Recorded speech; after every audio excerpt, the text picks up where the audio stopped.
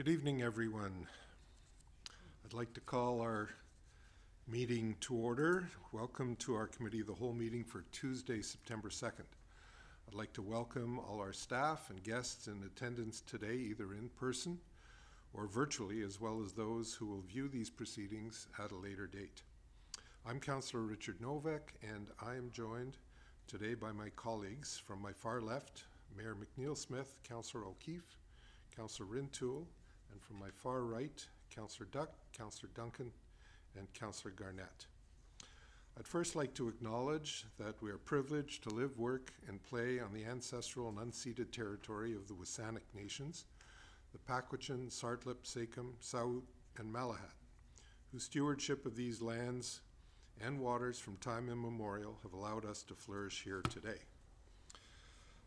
Before we go any further, there are two changes or two additions to the agenda, I should say, two late items for 7C, one of which is a letter and the other is a slide deck, I guess you call it.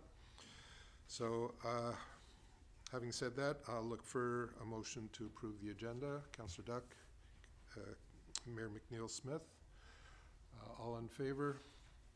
Any opposed? Carried. Agenda is approved. Now we're at public participation period, which we normally have before each meeting. Public participation gives people an opportunity to speak to items on the agenda. That is only the case when there is not a specific public participation period for an agenda item. Today we have 3 public participation periods within items 7A, B, and C on the agenda. And that is pretty much our entire agenda. So the only thing left for anybody to speak on would be item 5, which is the minutes of the previous Committee of the Whole meeting. So I'll ask if there's anybody who wants to speak to those minutes a second time and a third time. Nobody wishes to speak to those minutes, so we'll proceed from public participation. There are no, now we have to, approve the minutes of the regular Committee of the Whole meeting for July 14th, 2025. Can I have a motion to approve? Councillor Duck, Mayor McNeil Smith. Any questions, discussion? We'll call the question. All in favor? Any opposed? That's carried. Thank you very much. There are no presentations, and we can start right away with item 7A, and that is Development Variance Permit Application number DV100375 for 2090 Rennie Place to reduce the minimum interior side setback for accessory buildings from 1.2 meters to 0.4 meters to allow for the construction of a shed on the subject property. There is to be a presentation from the applicant, Kimberly Wade. Is Kimberly in the audience? Is Kimberly online? I don't see Ms. Wade. So what we'll do, we'll put this to the end of item 7 and continue on with item 7B, and if Ms. Wade does arrive late, then we'll give her an opportunity to make her presentation at that point. So item 7B is Chair, if I may, I think preferably there'd be a motion to amend the agenda to push that to the end. Mayor McNeil Smith. I would move to defer 7A to either after 7B or 7C, and just for clarification, if the presenter did not, after we concluded 7B and 7C, if the presenter did not arrive, we would continue to consider the matter. I would confirm with staff. Thank you. Seconder. Second. Councillor Duck, any discussion? No. Call the question. All in favor? Any opposed? No. Carried. Okay, so we will move 7A as required.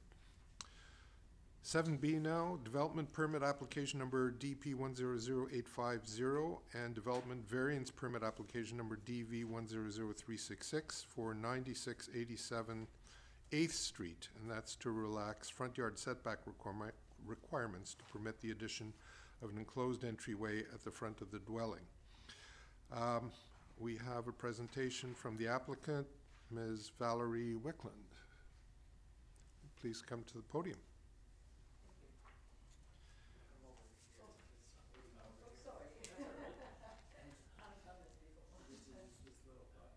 It's the microphone. And when Okay. you're done speaking, you can press that. Thank you very much. Thank you very much. Yes, my name is Valerie Wickland, and my husband and I have asked for a variance for a small extension to make our house more comfortable for us. I did pass around a few photos of the house because for me it seemed to be difficult to explain. The front door opens directly into the living room, and we face actually west, so we get a lot of winter winds and storms, and going into the house and out each time makes the house very, very cold. And also too, if you're sopping wet and you're coming in and you're straight in the living room, it's difficult. And to have an adjustment done inside the house is not likely because the area is so small, and if you had more than one person come in at a time, it wouldn't work very well. So it's a very small place. And to make matters a little worse, we've owned the house for 7 years now, but in the past 5 years, there's been 5 medical problems with hip replacements, broken legs, etc. So going in and out of the house with a walker as well, it's been very difficult. But we love the house. We love living where we do. So this is why we made an application. We have an architect to design it, to do an extension of 4 foot out from the house so that we could get in and get rid of wet clothes and the dog and extra. So that's the whole reason for this application. And do I have questions, or is that? Well, thank you. I think what we'll do is we'll go to the public participation. Right. See if anybody wishes to speak to this item. And before we go to questions, we'll ask for our staff report so we can get all the questions out at one shot. So we'll start by asking the public if there's anybody from the public that wishes to speak to this item. Ask for a second time. And third time, no one. Okay, great. So we'll now ask for our staff report from Ms. Verhagen. Good evening, thank you. As has been indicated, this is a request for a variance to reduce the minimum front setback for the building on this property from the required 3 meters, which is about 9.8 feet, down to a setback of 1.62 meters, which is just over 5 feet, about 5'3", in order to allow them to construct this small entryway addition. There's drawings attached to the staff report that give a good illustration of what the addition would look like. The application is also for a development permit because this building is in a development permit area, and they're proposing to add gross floor area. Even though it's a very small amount of floor area that's being added, it is considered a development permit major application that does have to come through council for approval. So the report includes a short review of how the addition addresses design guidelines for the look of the building, so the form and the character of houses in this area. Staff's perspective is that it does meet those well, and there's a recommendation there to proceed with notification for the variance. So I'm happy to answer any questions. Thank you. We'll turn to council for questions to either staff or the applicant. Councillor Garnett. Thank you, Chair. Thank you, Ms. Wickland, for your brief presentation. I just have one question, having been by and seen your house. I noticed there's some nice plantings and foliage that are kind of just away from the front entrance. Are you guys planning to retain those as you do the addition? Yes. Oh, Perfect. yes. Great. Thank you very much. Yep. Thank you. Thank you, Chair. Any other questions? No? Okay, well then, thank you very much. Thank you. Ms. Wickland. And we'll ask if anybody wishes to read in the recommendation. Sure, I'll do it. Thank you. I so move that owners and tenants in occupation of property within 75 meters, 246 feet of 96878 Street be notified regarding development variance permit application number DV 100366 to relax front yard setback requirements to permit the addition of an enclosed entryway at the front of the dwelling unit, and that any written correspondence received before the council at the time of consideration of the approval of the variance.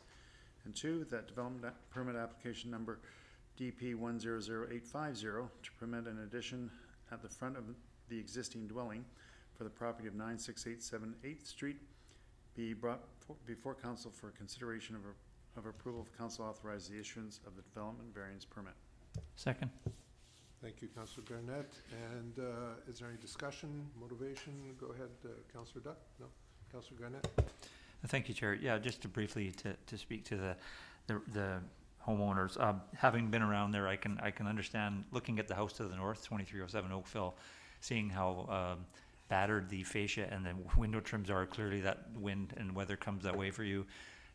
Having it blow right into your house, I absolutely understand where you're coming from.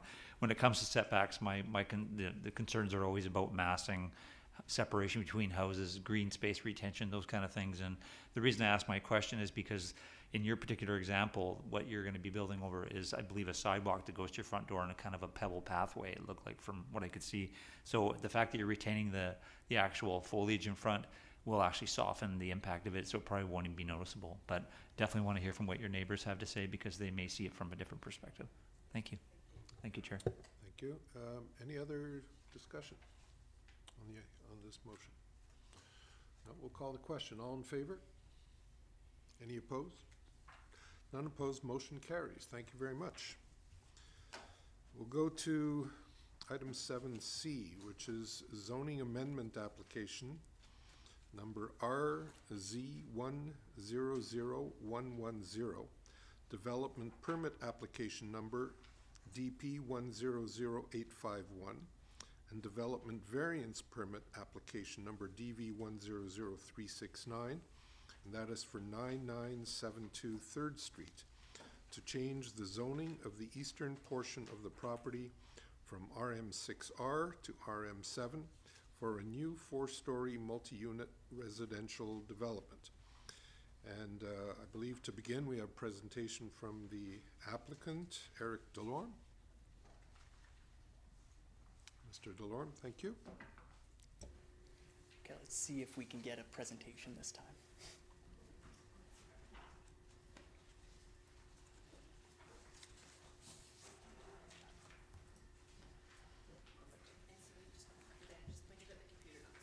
At the computer, not the screen. Okay. Hello, and thank you, Your Worship and members of council.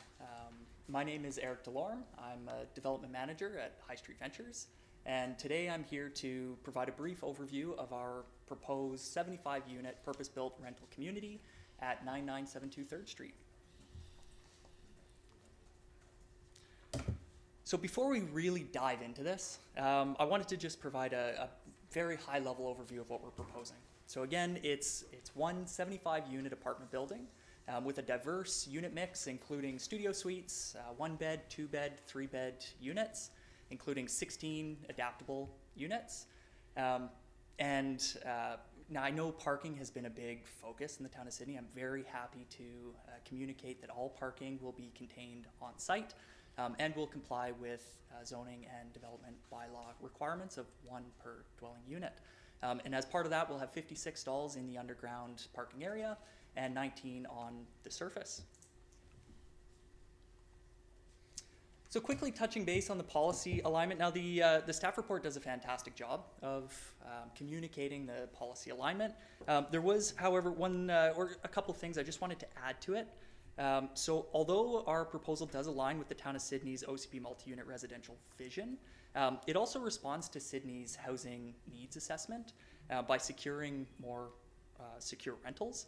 as well as aligning with the OCP focus on higher density development near services, and supports the provincial housing mandate through reinstatement of the RM7 zoning.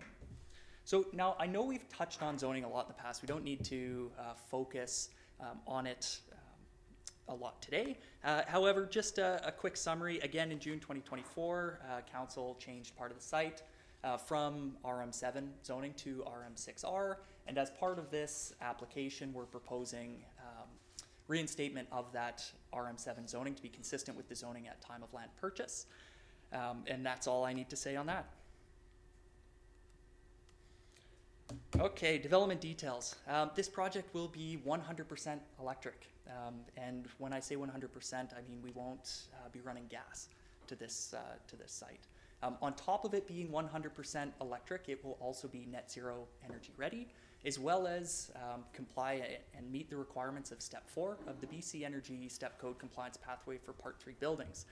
Now, as part of that, the project will include a large rooftop solar array in which the electricity produced by that solar array will go to supplement and contribute to the base building electric needs.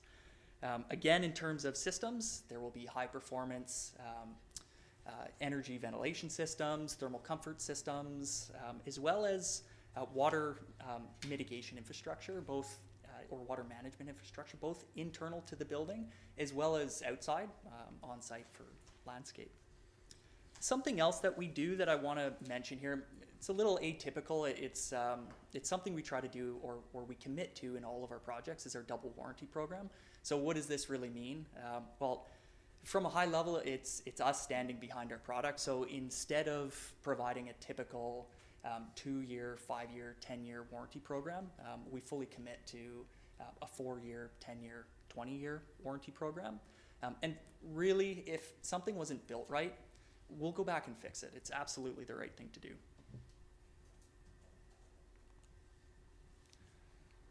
Okay, design priorities. This is a big topic. Likely the best way to discuss this is really to start at the beginning.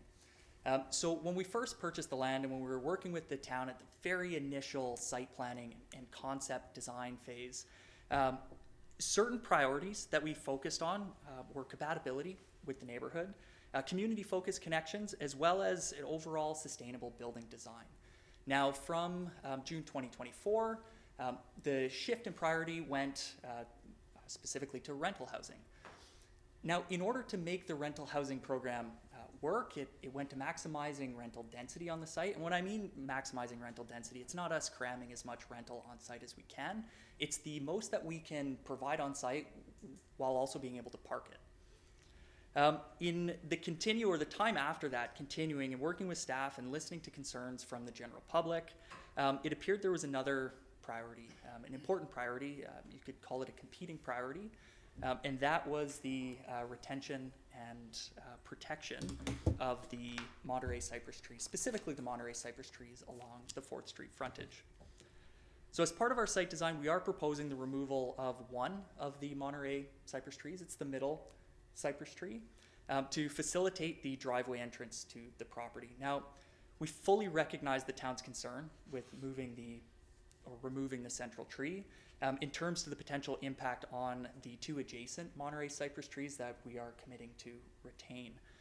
So to address this, we engaged our local project arborist team, who have prepared a comprehensive mitigation plan specifically focused on ensuring the long-term health and survival of the 2 adjacent retained trees. Now, before I really dive into this, in asterisk, I'm not an arborist, nor am I an expert in trees, and instead we made sure to have our arborist team on the call today. So should there be any questions that I am not able to answer, we can field the questions to the professionals on the call.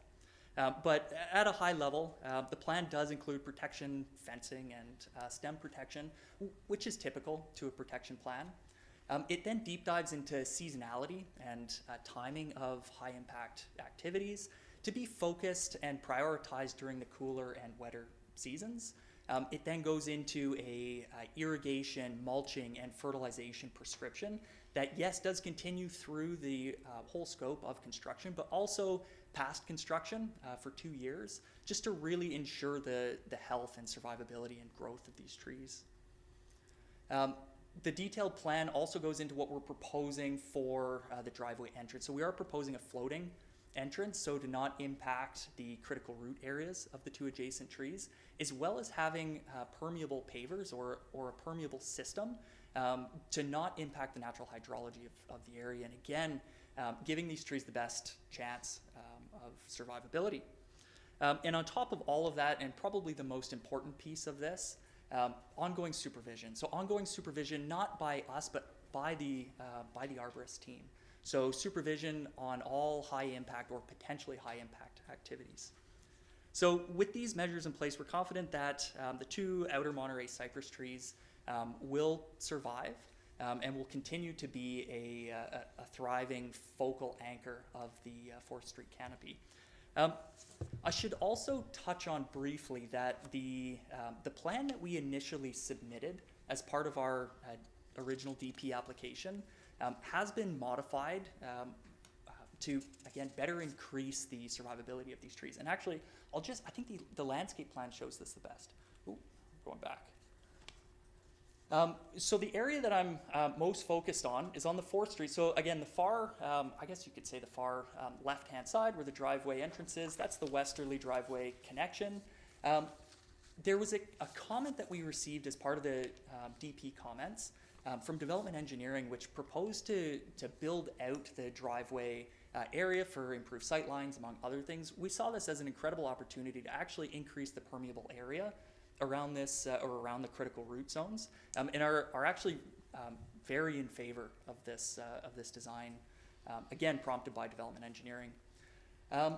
While we have this slide up, there have been other adjustments to the site plan that we can see on this screen that we're showing now. We have removed parking stalls that used to be within the critical root zone area in the drip edge area. So we removed those, again, to not have hard surfacing over top of these critical spots. We've also shifted the waste enclosure outside of the drip edge and, again, the critical root zone area, as well as committing to have that permeable pavers or a permeable system on that bridge detail, bridging the critical root zone areas. Now, again, as we remove this tree, it's important to note that we're not proposing to remove all of the root structures in there to avoid any critical impact of the 2 adjacent retained trees. And all of this will be under the advisement and supervision and recommendation of the project professionals. Here, I'll jump back quickly. Okay, yeah, so Monterey Cypress Street. Okay, architectural design. So as we move on, I know that's a big focus. I do want to touch on a few other key items here. Architecturally, the focus started with compatibility with the neighborhood. So again, taking the traditional forms that are currently existing, as well as the modern urban forms that are existing, and combining them so that we blend the architecture into a compatible aesthetic. So once we have that, then the focus really shifted to having the defining vertical and horizontal articulations, playing with materiality and material transitions, color, also that the overall scale of the building can be reduced and the overall massing can be reduced from the pedestrian perspective from the public realm. We've also committed to having patio or main floor patio connections to internal and external public sidewalks. Again, in doing this, it livens the street edge. It helps create that blending or that interaction that we're really looking for to create that complete community so that we get neighborly interaction and get a very engaged street edge. So again, moving on to the landscape design. The landscape design focus was to complement the overall form and character of the project. And we wanted to do this with native and drought-tolerant plantings. Ooh. Sorry. No, that's good. Yeah, no, that's good. I can keep going or, yeah, okay, perfect. Native drought-tolerant plantings. We also wanted to be able to provide accessible access from 4th Street to 3rd Street, again, just to enhance the pedestrian porosity through the site. as well as being very, very mindful of those critical root zone areas and avoidance for the retained trees. Now, when we look at the amenities that we're proposing for this project, it really does come to the what we're providing for the rooftop here. So I've got just a quick conceptual rendering. Do I have to turn it on again? Maybe?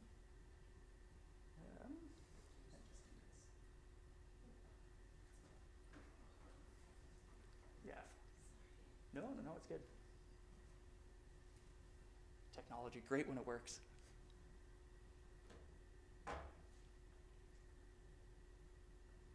Excellent. Okay, perfect. So the main amenity that we're really excited about on this project is what we're proposing for the rooftop.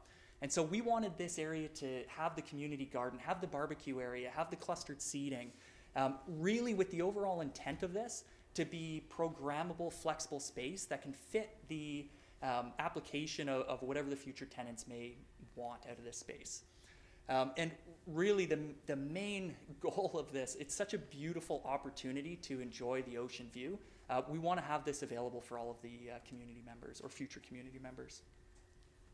Oh, nice. Yeah, perfect. Thank you, though. Okay, parking. I briefly touched on it before. Yes, all of the parking is contained within the site. All of the parking will be EV ready. I also wanted to quickly touch on the secure bike storage. So yes, in and around the site will be secure bike storage, but this may just be my opinion, but there's nothing worse than when it's a beautiful day like it is today, you go to pull your bike out and something's not working, right? Something needs to be tuned up. You don't have the equipment or the space to make that repair. On this site, we do want to include a full bike repair station, an area to ensure that the future tenants here do have the opportunity to ensure that their bikes are always in working order. We will also have we'll also have e-bike charging infrastructure, again, in an effort to support the sustainable transportation options on the site. So as part of this proposal, we are also requesting 3 modest relaxations. So the first one being the rear setback, a building setback, I should say, varied from 6 meters to 4.76 meters to accommodate a balcony projection. So this this originally was part of a comment that we received from our DP application from staff, where they identified an area of our 4th Street frontage that was really unanimated. This suggestion was fantastic. We totally agree. In wrapping that balcony around, it does engage better with the 4th Streetscape. It helps articulate that frontage and remove the dead wall, or the condition of a dead wall that we were seeing. The only caveat of that being now we are requesting a minor setback variance. Number 2, rooftop access structure setback varied from 25% to 4%. And again, the driving factor behind this is we wanted to take that structure and remove it from any potential public view from the pedestrian passerby. So instead of having it within the complying 25%, shifting it internally westward into the internal corner of the rooftop building, it removes that as a concern from the general public, or I should say the public realm. And the third one, elevator shaft projection. So this is specific to the height of the elevator shaft projection. Varied from 4 meters to 4.2 meters. Again, this request stems from a more technical standpoint where it's to accommodate the hoist beam clearance and structure of what's available on the market today for this 4-story community. Anyways, in closing, I think you can tell how excited I am about this project. We are very excited for the opportunity to be in Sydney. We're very excited for the opportunity to provide purpose-built rental housing, specifically net zero energy ready purpose-built rental housing, and to be able to provide the town of Sydney with a net zero energy ready step 4 product at the end of the day. Happy to be here to answer any and all questions you may have. Thank you so much for your time. Thank you, Mr. Delorme. And as we did with the preceding agenda item, we'll ask for public participation right now. And we'll ask anybody from the audience that wishes to speak to this item to come forward. You will have 4 minutes to address this item. And we'll ask for the first time if there's anybody who wishes to speak to this item. Yeah, please come forward to the podium and state your name. Okay. There are. And I'll just ask for a moment, I'll just ask staff to get our online people back. I think there are some that will wish to speak as well.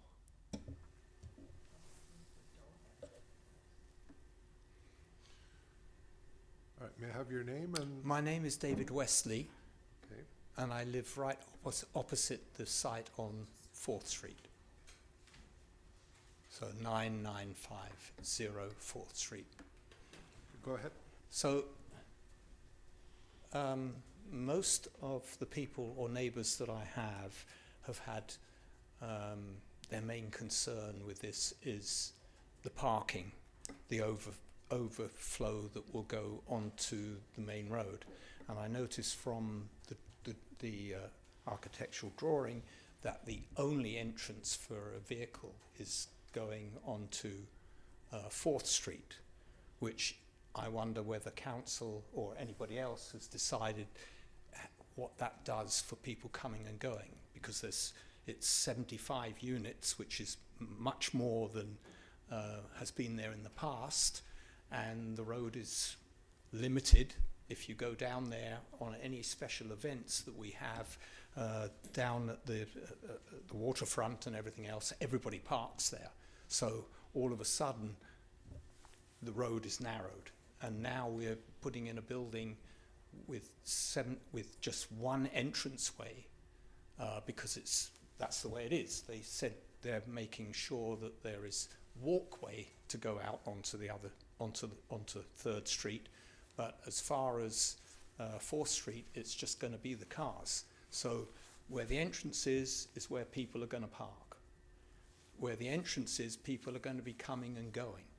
And the access to it, just down the road from here, is, I'm concerned about the congestion of that. How that could be fixed, I have no idea. But that would be my concern living opposite. I'm glad that you've taken into consideration the trees, because actually our kitchen window looks right out to the trees, so it would be nice to keep those.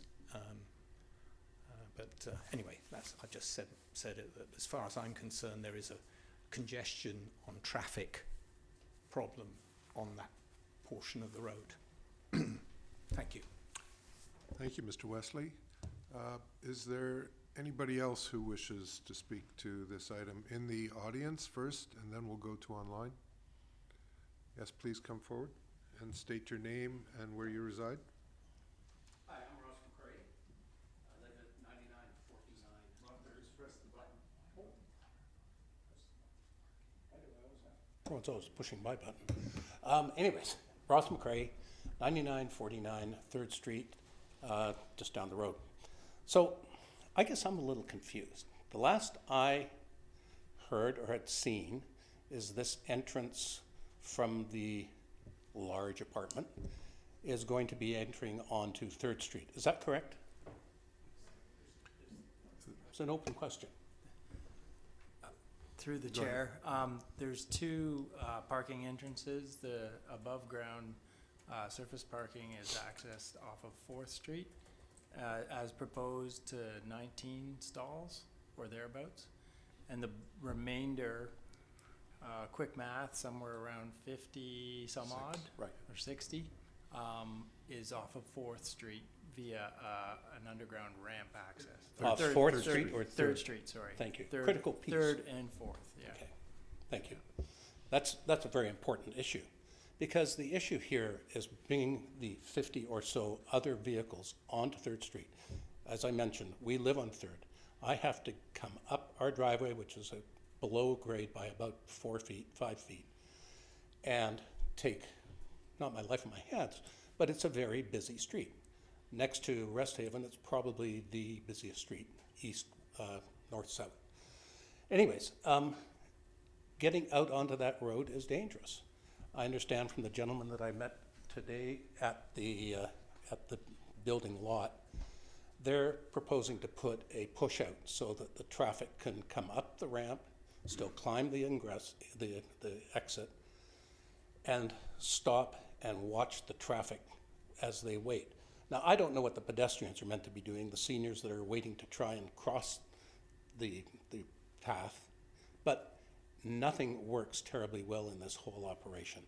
50 cars coming onto an already busy street with now reduced access because of this push out that they're talking about putting in is going to make a bad situation that much worse. So think about what it is you folks have the ability to do and ask yourself, when the accidents happen and the people are hurt, what could have we done differently? And I'm suggesting to do something differently is not have that major access coming onto 3rd Street. That's it. Thank you very much. Thank you, Mr. McRae. Chair, if I may, point of clarification. Go ahead. Chair, as part of public participation, the opportunities for members of the public to pose questions that perhaps the applicant can clarify. And if you've got the latitude here, in that we're hearing a theme around parking and some confusion, whether it's 4th Street, 3rd Street, and staff have accurately clarified, it's both. And obviously residents of 4th Street are concerned about congestion, residents of 3rd Street are concerned equally about congestion either direction. Could we pause at this point and have the applicant perhaps clarify their position and why they've done this? Because I think there's a theme in the letters. There's also a theme in what we're hearing from the public right now to pose that question to the developer at this stage.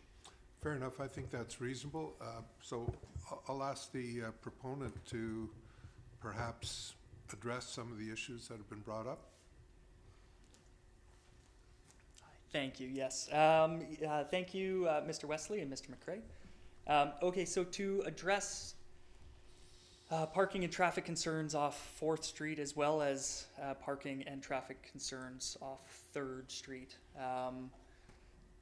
If there's concern off accessing 4th and there's concern off accessing 3rd, it puts us in a bit of a tight spot. I find that one a little bit difficult to respond to. Specifically, we could have a traffic impact study completed of the area. From being on and around site relatively frequently, we haven't noticed the large traffic volume. But that's just us. It could be time of day that we're there. We can take this away and look into it. More than happy to investigate. Okay, thank you. Okay, we have another from the audience. You wish to speak? Yes, please. Sure, please come forward and state your name and where you reside. My name's Vern Crawford. I'm at 9985 3rd Street, just down the street here. Honorable Mayor and fellow councillors, thank you for your service, and staff for all your work. Really appreciate it and the opportunity to speak. I've had a relationship with Sydney here for over 30 years, relatives living here and so forth, and absolutely love the town. And I wholly support development. I'm pro-development. I love what's happening in Sydney and the growth and the vibrancy and so forth. So development's not what I'm about to speak about. I guess it's much like what Ross said. The concern about the traffic loads or the traffic impact on 3rd Street. I'm not sure if the traffic study's been done, but I would certainly encourage council and staff to look at that before that egress goes out onto there. The traffic's quite quick, and I know we have speed limits, not necessarily adhered to, but I live on the street and I see it. Entering out myself, we have an opportunity to park up to 3 vehicles in my little driveway there in that house, and getting out is you really have to be very, very alert and take your time. And we try to back in, but coming out here, a rise coming up and entering onto that street, there's a lot of traffic, there's a lot of pedestrian load, and I can appreciate what the the gentleman from 4th Street said, and you know, nobody wants more traffic, it's busy, but I really think it's worth having a really good look at the impact on that, and I'm a bit concerned about it. There's enough traffic trying to count, not just for my sake on there or the pedestrians, but in fact the residents trying to pop out there. I think it's going to be more challenging than they realize right now. So I'd really ask that council and staff have a look at that. Thank you, Mr. Crawford. We're just about at the end of 10 minutes, and there are still people who wish to speak, so I'm going to ask for a Move for an motion to extension. extend. Second. Point of privilege, we don't need to extend on questions. Can we extend on presentation? We've had that. On present, yeah, there's still, oh, okay, there's still public participation. You're extending, requesting an extension of public participation? Correct. Forgive me. Thank you. I move to extend public participation. Second. Any discussion? Call? All in favor? Thank you. No one opposed. Anybody else wish to speak to this item? Gentleman in the back.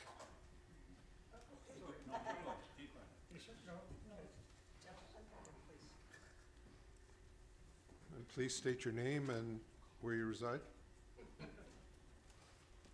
My name is Al Cron. I live at 9959 3rd Street, directly across from where the ramp is proposed to be. I'm also here to talk about the design and the location of the ramp. I think I heard today that there may be a leveling off of an area where the cars can pull up. Take the time to look for pedestrians, look for wheelchairs, look for whatever is happening on the street. Without that provision, cars would be on the sidewalk before they would have any visual sight lines to see who's on the sidewalk. I've walked around Sydney in the last few days, and I noticed that the leveling off portion at the head of the ramps in most cases is about 20 feet.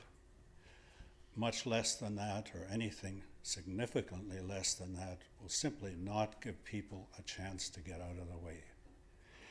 It's a busy sidewalk. There are a lot of people that use wheelchairs, walkers, and so on. And there are bound to be accidents with people coming out if that leveling area is not provided. And I guess my question is, who's liable for that? The first accident that occurs, is it the developer's fault for a poor design? Is it Sydney Council for not stopping that or addressing it? Or is it simply an ICBC issue for a person in a wheelchair? So that's one of my concerns. The other one is that I see in the design, in the papers, I see no suggestion of a curb cut for off-street loading, unloading, and so on. I know that there are 3-bedroom units, there are 2-bedroom units, so I'm assuming there will be families with children, which means school buses come to pick up and drop off. You know what school buses do? They turn on lights and they simply stop all the traffic. The same thing, ambulances. Ambulances will be using the 3rd Street's place to stop because that's the address of the building. Amazon, FedEx, and so on and so forth. All of these will be stopping traffic while they do their business at that location. So I'm asking you to take a close look at it and ask the developer to provide an off-street loading and unloading zone. Thank you.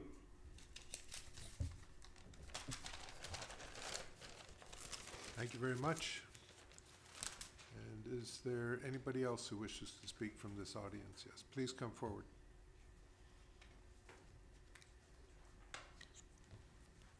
And please state your name and where you reside. Hi, my name is Rob Simon. I live at 9942 3rd Street, the property just south of the proposed development. I thank you for, first of all, your staff. I've worked with your staff, not worked with them, but I've talked a little bit about this project. I found them very approachable and very accommodating. So I do want to recognize how great your staff are for that. Just a couple points about the proposal. I look at this proposal and I know that the permit to demolish existing structures are in place. So that's going to happen at the end of October. And I look at the structures that were placed around the property to protect the trees that are currently there, right adjacent to our property, all the way in about 3 feet into the development property. All the cherry trees on our property line are protected. But yet, when you look at this developer's proposal, the driveway goes down, slopes down, and I know that the written report by staff has said that the arborist has said that there'd be minimal to moderate impact of the neighboring trees. I probably argue that if you're already protecting the root system there, and if they're gonna have to cut down right at the property line to go into the underground parking, that moderate's probably an understatement at best. So I suspect those trees are gonna be sacrificed. I know it's a really big project. Like, we're talking about 75 suites here. I know that in your staffing report, they talked about mixed use, so there's gonna be condos and rental apartments. But I look at it, I can't see any reference to what suites would be the rentals. I do note that there are some pretty small micro suites, like approximately 385 square feet. I highly suspect those are the ones that have the least monetary value. And I suspect that that's where potentially the rentals would be pushed to. So when I talk about the rental, I think that, you know, they're looking at trying to have this rezone from RM6R to a less restricted zone, which is the RM7. The RM6R is specifically introduced in 2024 to protect purpose-built rental buildings from redevelopment. So this proposed change would allow for higher density, and it's a direct conflict to the actual RM6R purpose of existing to protect rental buildings. I mean, I know that we have a housing crisis in the province, but just because you had the foresight to look at providing this type of zoning, when I saw the actual staff report, I was pretty disappointed that they said it was a downgrading of use, because just because it's not higher or higher density does not necessarily mean it's a downgrading. What you're doing is you're protecting people to live in an environment that's habitable. There's also a lot of requests to change the variances on the property for setbacks. And I would argue that, you know, the setback from the building to the balconies, you know, I would probably argue that that would extend to where they cut out to drop the driveway down. So really the variance is 0 on one side of the property. The proposed height is 4 stories for the R6R, for the R67, but the R6R is 3 stories, so maximum height of 12 meters. This changes that, you know, pretty significantly. The last thing I want to talk to you is about the official community plan. You know, the plan talks about some desired elements. So for example, on a mega lot like this, you know, it's encouraged that the developer looks at using more than one structure, not creating this massive building to take up the whole site.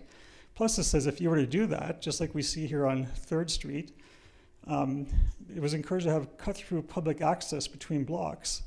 I don't see any of that here. So when I look at the OCP and how it's not necessarily being considered by a developer, I don't know if that's, you know, malicious or...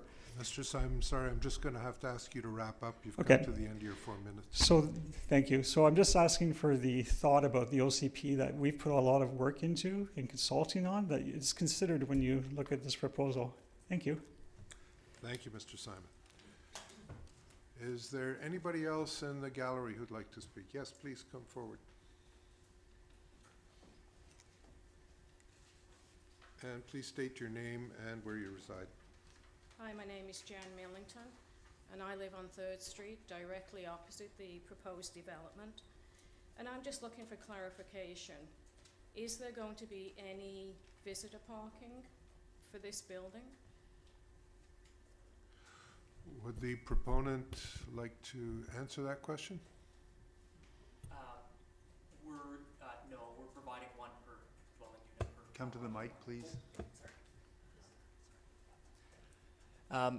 The parking provision will be per bylaw, 1 per dwelling unit, so no accommodation for visitor parking. Thank you. Okay, and my second question is, on the original plans, the entrance to the building was off of 4th Street. On the revised plans, the entrance is now from 3rd Street. Is that staying that way? The entrance to the building from 3rd Street? Go ahead. We've added a secondary entrance to provide, clarification on my part, building access, right? The main entrance into the building. Yes, we've added an additional entrance off 3rd as well as on 4th, as per staff comments in the DP review. So, if that's the intent, does that mean that the deliveries will come in from 3rd Street, or the deliveries will come in from 4th? Or the drop-off and pick-up from the building will come in off both, or just 3rd? As for the functionality of the site, drop-offs would come in from 4th onto the surface lot. And the deliveries? Deliveries also on 4th. The 4th Street building entrance will have the mailroom. We're getting into the nuts and bolts of the architectural design, but that is the proposed layout right now. Okay, and I also second my neighbours. Parking is a nightmare. I live right across the street, and there's times I end up parking on Henry. I can't even get into my driveway because of the manner in which people park. And I've even had people park in my driveway, which means I have to drive around, try and find somewhere to park my car and walk back. And by then, whoever was in my driveway is left. So I'm not in favor of mostly this project because of the parking. Thank you. Thank you, ma'am. Is there anybody else in the gallery who'd like to speak to this item?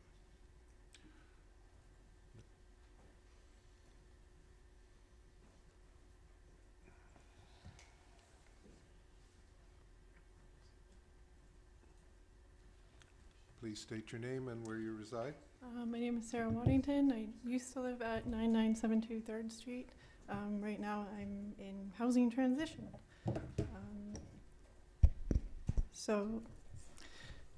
In the staff report submitted for this project, Sydney has listed values within the OCP that seek to protect and preserve rental housing, affordable housing, tenants, and yet it remains to be seen how these values are actually applicable. It is clear how developers can circumnavigate these policies and the OCP values for their own intentions, often solely driven by profit. For these oversights, the town of Sydney is accountable, as these policies could be written in a way that doesn't render them useless in the face of such projects. Which rental buildings in Sydney will be next to be slated for demolition? Since 2019, 3 rental apartment buildings have been lost, which housed an income class that has not been represented in new builds. The Argyle demolished in 2019 and replaced by luxury condos, and now the vacant Charmey and Seacrest slated for demolition, all located on 3rd Street. Additionally, under threat are mature trees, some that are over 100 years old, like the Monterey cypress trees on the 4th Street perimeter of this proposed project site. It is said that these trees were delivered by train from San Francisco and planted to honor residents who were soldiers who fought and died in war. Yet these trees are carelessly being threatened by this project. What kind of legacy is that? I am opposed to this project for many reasons.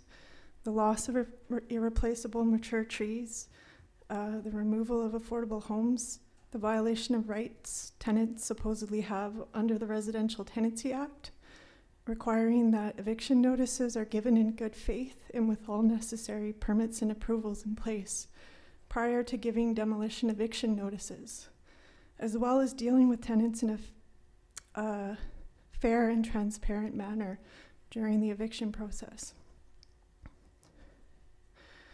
I oppose this project because it represents a lack of values, whether in regard to the OCP, provincial and federal laws and rights, or on a basic social level.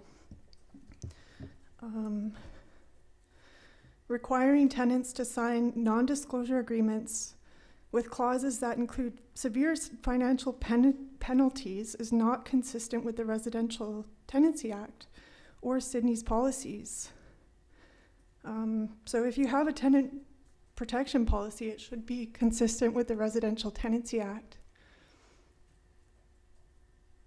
It should be. So there's an easy solution to this. If you don't want to make a tenant protection bylaw, just put your existing tap on your demolition checklist, and then you've got compliance. It doesn't have to be this repeat process of people being evicted and censored and silenced and disappeared. We're people too. We live here. We work here. Just because we don't earn the same amount of money as most of the people that live here doesn't mean we don't deserve to live here. So make your policies consistent with the Residential Tenancy Act, and your zoning bylaw should be consistent with provincial law. And I think you should look at your residential rental tenure zoning again. Thank you. Thank you, ma'am. Is there anybody else from the gallery who wishes to speak? Seeing none, I'll go to the Zoom screen. I think the first one that was here was Ray Proud. Are you there, Mr. Proud? Yes, sir, I'm here. Okay, you go ahead. You have your 4 minutes. I'm one of the arborists, the project arborist, working with Eric Delorme and High Street on this project. Here to answer any questions regarding trees, if anybody has them, as well as Michael Butcher. Okay, thank you. So Michael Butcher is also an arborist. Then the only other person who might wish to speak is Lori. Lori, do you wish to speak to this item? Yes, I do. Please go ahead. Just give us your name and where you reside. Okay. I'm Lori Salvador. I reside at 9949 3rd Street. And I've lived there for the last 25 years. I'd like to thank the council, the administration, and Mr. Delorme for allowing or for listening to all of us. I'm going to try not to go over some of the points that my neighbors have made, but I would like to point out that the street starts at Sydney Avenue and goes all the way down to Roberts without a single stop sign. And as far as I know, there's only 2 crosswalks on 3rd Street in all that section. So when we have an event, like the Thursday night market, Sunday afternoon music in the park, the Lantern Festival, the parades and all that sort of thing, people park on 3rd and on 4th, but mostly on 3rd, to gain access to the Seawalk walkway. During the day, however, we have employees from all over Sydney parking starting at 8:30 in the morning, and they park there all day.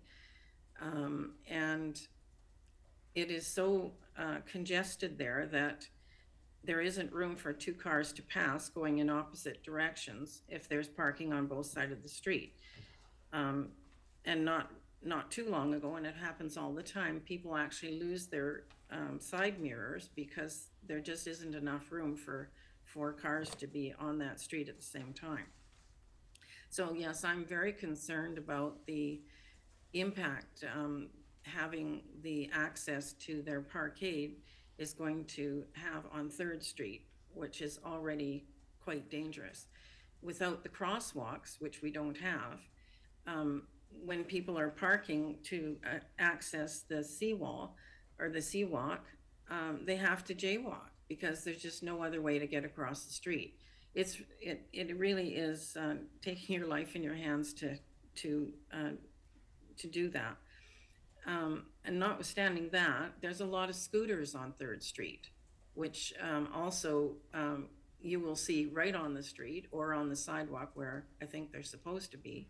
But some of the people that use those scooters come right down 3rd Street on the street. So I just don't see how it's more, or that it's, I think it'll be less dangerous for the majority of their parking to access 4th Street. I did send in pictures. I've gone out 3 different times to take pictures of how many cars are parked on 3rd Street as opposed to how many are parked on 4th Street in the same 2-block street, or the same 2 blocks. And I can tell you that on 4th Street, it's about a quarter of what we have on 3rd Street during the same period of time. I'm also concerned about deliveries. If a truck has to stop on 3rd Street, I'm presuming that the address for the building will be 3rd Street, so that's where most people would deliver. If a truck stops on 3rd Street, then everything stops on 3rd Street. So I would ask council to seriously consider asking the developer to move the main entrance and the 50+ cars access from 4th Street rather than 3rd Street. And thank you very much. Thank you very much, and I'll ask for one last time if there's anybody in either the virtual audience or the physical audience who would like to speak to this item on the agenda. Seeing none, we'll close this public participation period, and we'll now go to the staff report for this item. Ms. Verhagen. Thank you. As was indicated, this is an application for a zoning amendment, a development permit, and a development variance permit. The development permit is for again, the form and character, the look of the building and the landscaping on the site. The zoning amendment is to rezone the east portion of the property from the RM6R zone to the RM7 zone to allow the development to happen at the proposed density, being the amount of floor area ratio on the site, as well as to get the 4 stories in height that the RM7 zone allows. The variances that are being requested are to decrease the minimum setback on the west frontage of the property facing 4th Street only. All other setbacks comply with the zoning bylaw. It's just the west face they're looking to reduce from 6 meters to 4.75 meters. They're also looking for a variance, as was indicated by the applicant, to relax the siding for the rooftop access structure to allow it to be a bit closer to the edge of the property than the zoning bylaw allows, and also to increase the maximum permitted height that elevator shaft projects above the rooftop from what the zoning bylaw allows. The staff report walks through the description of the proposed development, outlining the layout of the building on the site, giving its location. It is in an area where all the properties are zoned for multifamily residential development, already allowing 4 stories in height. That zoning was in place on this property, as was already indicated, until June 2024, when it was changed to the RM6R zone. So that was a fairly recent change that dropped the height permission from 4 stories to 3 stories. The report includes some of the residential lands policies from the OCP that staff wish to highlight for consideration. Page 5 of the report gives a table outlining the permissions in the RM6R zone and the RM7 zone that applies currently to the west part of the site, to highlight the differences between the two and to show how the proposal conforms to those different zoning regulations. In terms of parking, they are meeting parking bylaw requirements with 1 space per unit. That is what Sydney's parking bylaw requires for all multifamily residential development, actually all residential development period, whether it's a single family dwelling, a duplex, a townhouse, an apartment, a condo. It's 1 space per dwelling unit, so they are providing that on the site. The report also goes into a review of trees on the site and talks about the impacts on a couple of the protected trees, both on adjacent properties to the south, as was indicated by one of the speakers. The access ramp to the underground parking would cut through the root zones of those protected trees to get down to that underground access. Also, the driveway coming into the surface lot on the west side of the site would come in through the center of 3 Monterey cypress trees, and they're proposing to remove that middle tree of the 3 in a row. I'm sure we've all taken a look at that over on 4th Street. There are comments there recommending redesign to get the driveways out of the root zones of the protected trees, But staff are recommending that it move forward for review by the Advisory Planning Commission in terms of a more detailed review of the proposal against the design guidelines for multifamily residential. I'm happy to answer any questions. Thank you. Thank you, Ms. Verhagen. We're now at the Q&A portion of this item, and so we'll allow committee members to ask questions either of the proponent or of staff. And we'll start with Councillor Garnett. Thank you, Chair. Thank you, Mr. DeLorme, for your presentation and for your other members who are here to ask questions, answer questions as necessary. So if you wouldn't mind just coming to the mic, that would be great. Thank you. Appreciating that you've changed this from condominiums to purpose-built rental. I didn't see anywhere where there's an indication of whether you were considering strata of the building. No, it will be owned and operated by High Street. We manage our own rental apartments. Okay, thank you. That's great. In terms of, because we often ask this question, in terms of the building being rental, or is there a time frame you're committing to, or is it something that would be in perpetuity? What does High Street normally do with their rental properties? With a rental exemption covenant on title, we would hold it to the maximum required time of that covenant, and then we would reassess. And what is that typically in terms of years? Typically 10 years. 10 years, okay. I've heard talk about, and I'm sure your answers are going to be financial viability, but when I was looking at the design and I'm looking at the property, I've been looking at it for a while now. As soon as this started to come, I made trips to there. I was wondering why, and staff has mentioned this in the report, you have the potential to design something where you have a condominium building on the west side, which was pre-approved from a previous development proposal, and then having a rental on the other side. I'm wondering why you didn't take that approach with two buildings and potentially ask for a variance in terms of the height and stories on the rental side of the property. Simply, it's not as efficient from a financial standpoint. It's far more expensive. You then require multiple elevators, multiple systems, multiple foundations, etc. Okay. If I may continue, and I was wondering about, in terms of some of the issues that I've been reading about in the letters, the Monterey cypress, as you mentioned in your presentation, significant protected trees in our community, and a lot of people have quite an attachment to them. And also there's letters about the shadowing. So if you were to almost flip the design and bring the bulk of the building down to the south lot line, you could create space for surface parking in the northwest corner, possibly even creating a green space in the southeast corner. And you may not be able to get as many units, and it'll probably be financial viability again, but I'm just trying to think of ways that you could build or design something that would have the least amount of impact on the residents that currently are there. And particularly when you look at the south lot line, if the building's on that side, I believe 9945 4th, it's a parking lot that abuts that part of the property, and 9942 3rd, there is a fairly wide drive aisle, so there would be less conflict with residents in terms of the buildings that are already there. But you're probably going to tell me that that is a plan that doesn't work financially for you? Unfortunately, yes. Okay. There was something specific in here that was kind of, I need to ask for clarification on with regard. I appreciate there was a shadow study provided in here, but having gone out there, because people were writing about, in those two buildings, about the shadows potentially, and I was out there about 12:30ish on Friday, and I realized that's not in the exact same months you've done here, June, September, and December, but what I visually observed was the shadows were more typical of your December 21st, 11 a.m. than they were of anything close to September. The shadows were over the sidewalk. So is there a reason why there would be that kind of difference from what you provided here into what I actually saw? Is this potentially from another development that just maybe got inadvertently put in here by mistake? Or I'm just trying to figure out how this was generated and why it's different from what I actually visually saw when I went out there. No, that should definitely be this development.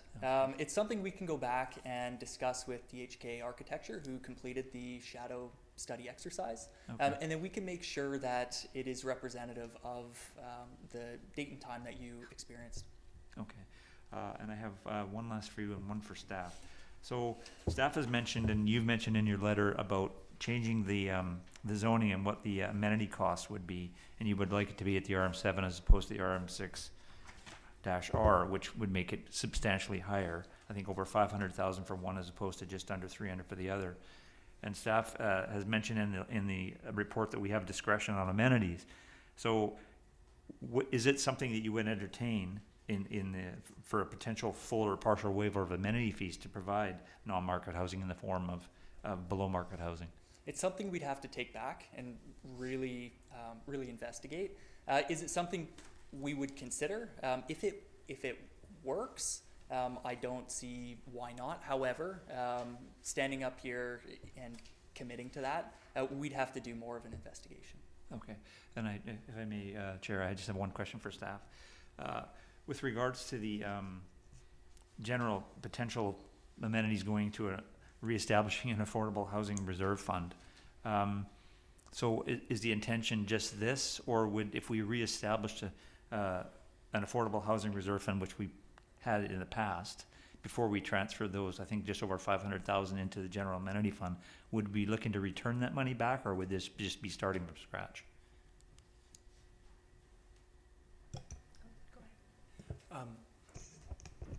Thank you, Councillor, through the chair to your question.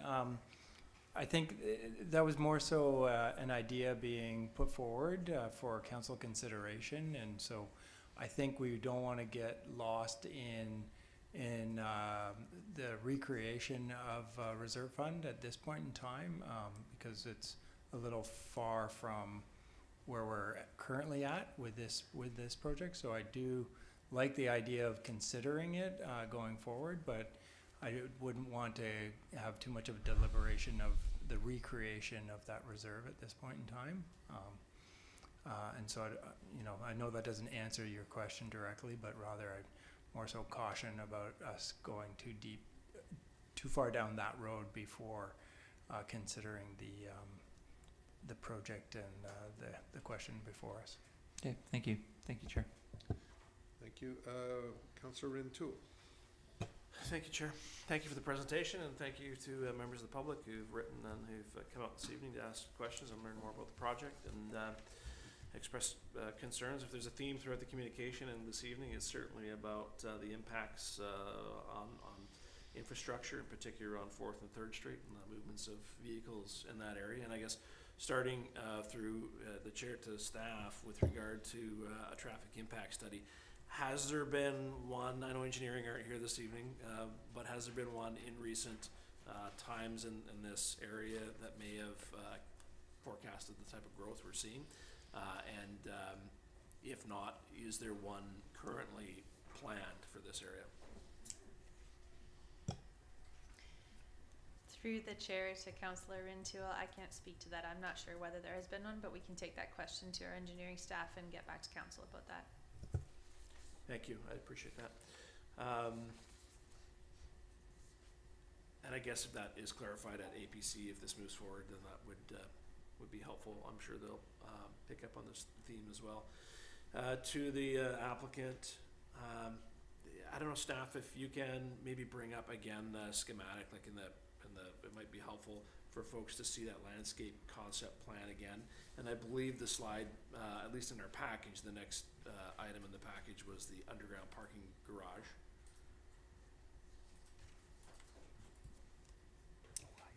And if you want to flip toward it, let's just start with the landscape concept plan. There's the parking. Okay, so we're seeing off 4th Street the above ground parking for, I think we decided about 19 spots. Off of 3rd Street, the entrance is shown there, the ramp leading down to that next slide, or the other slide, underground parking, which was 56 spots. Just help me understand, not enough space for all of the parking to go below ground. Just take me through that. Like why so much surface parking dedicated that couldn't have been done below ground, perhaps with accesses off both streets, so that you'd have equal movements between the two streets in and out. Speak to that. Yeah, that's a great question. We did have a design once upon a time that did accommodate more parking underground. However, with us accommodating rental tenure, the economics of the project shifted. Having parking or having your parkade extend beyond the footprint of a building changes the structure, changes the waterproofing requirements, changes the volume of concrete. In order for this project to remain viable, keeping that parkade underneath the building footprint as much as possible became very, very important. And so for those reasons, we did keep it under the building footprint for the majority. Okay. I get that that's your response. It's still a theme of concern, and that I'm sure resonates with a number of us up here. I won't speak for others, but it does with me. Speak then to the concerns from both 3rd and 4th Street with respect to the commercial loading and unloading. Like, I think I see your garbage area there and the above ground parking area for, I guess, commercial garbage collection, recycling collection. Is that correct? Is that what I'm looking at? That's correct, yes. And what about for people's courier services who may be coming and going from the building? Where is that courier stopping to drop off? They would have the ability to enter the site should they need to. So there's no dedicated parking space? There's no dedicated parking space, no. We design the site per the bylaw requirements. Yeah, I get that, but I feel like we're hearing it's not practical. I think, we probably know that instinctively, that it's not practical, and that's a consideration I think you need to make, is where are these courier vehicles for some 75 dwelling units going to stop? Because I feel like the concerns are real, that it's going to be a real impediment to traffic and potentially safety, and so I think that's something you need to readdress. I guess lastly, what about, and this is anecdotal because I'm not trying to look at a 3rd Street, 4th Street, which has more traffic, which doesn't, because obviously, as I noted earlier, residents from each street are going to have a position on that. I really appreciate the anecdotal, feedback and the observations that were shared with us from the online speaker as well, with regard to the photos that were sent. But maybe the need for a traffic impact study is prevalent with this. Why the access above ground, perhaps in Councillor Garnett's theme, speak to it again, why not flipping the site, so to speak, so that the underground parking access is off 4th and above ground, perhaps accessed through the back, creation of an extension of the rampway to an above ground parking in that area. Do you follow me? Yep, absolutely. Let's start with the parking ramp access off of 4th. So again, we did look into this. It was something we investigated early on. Sorry, parking ramp, are you referring to the below ground? The underground, So yeah, that's access. off 3rd. Yes, access to the underground. Sorry, my understanding of your comment, you were hoping for clarity around why that can't be moved to 4th Street in its current configuration.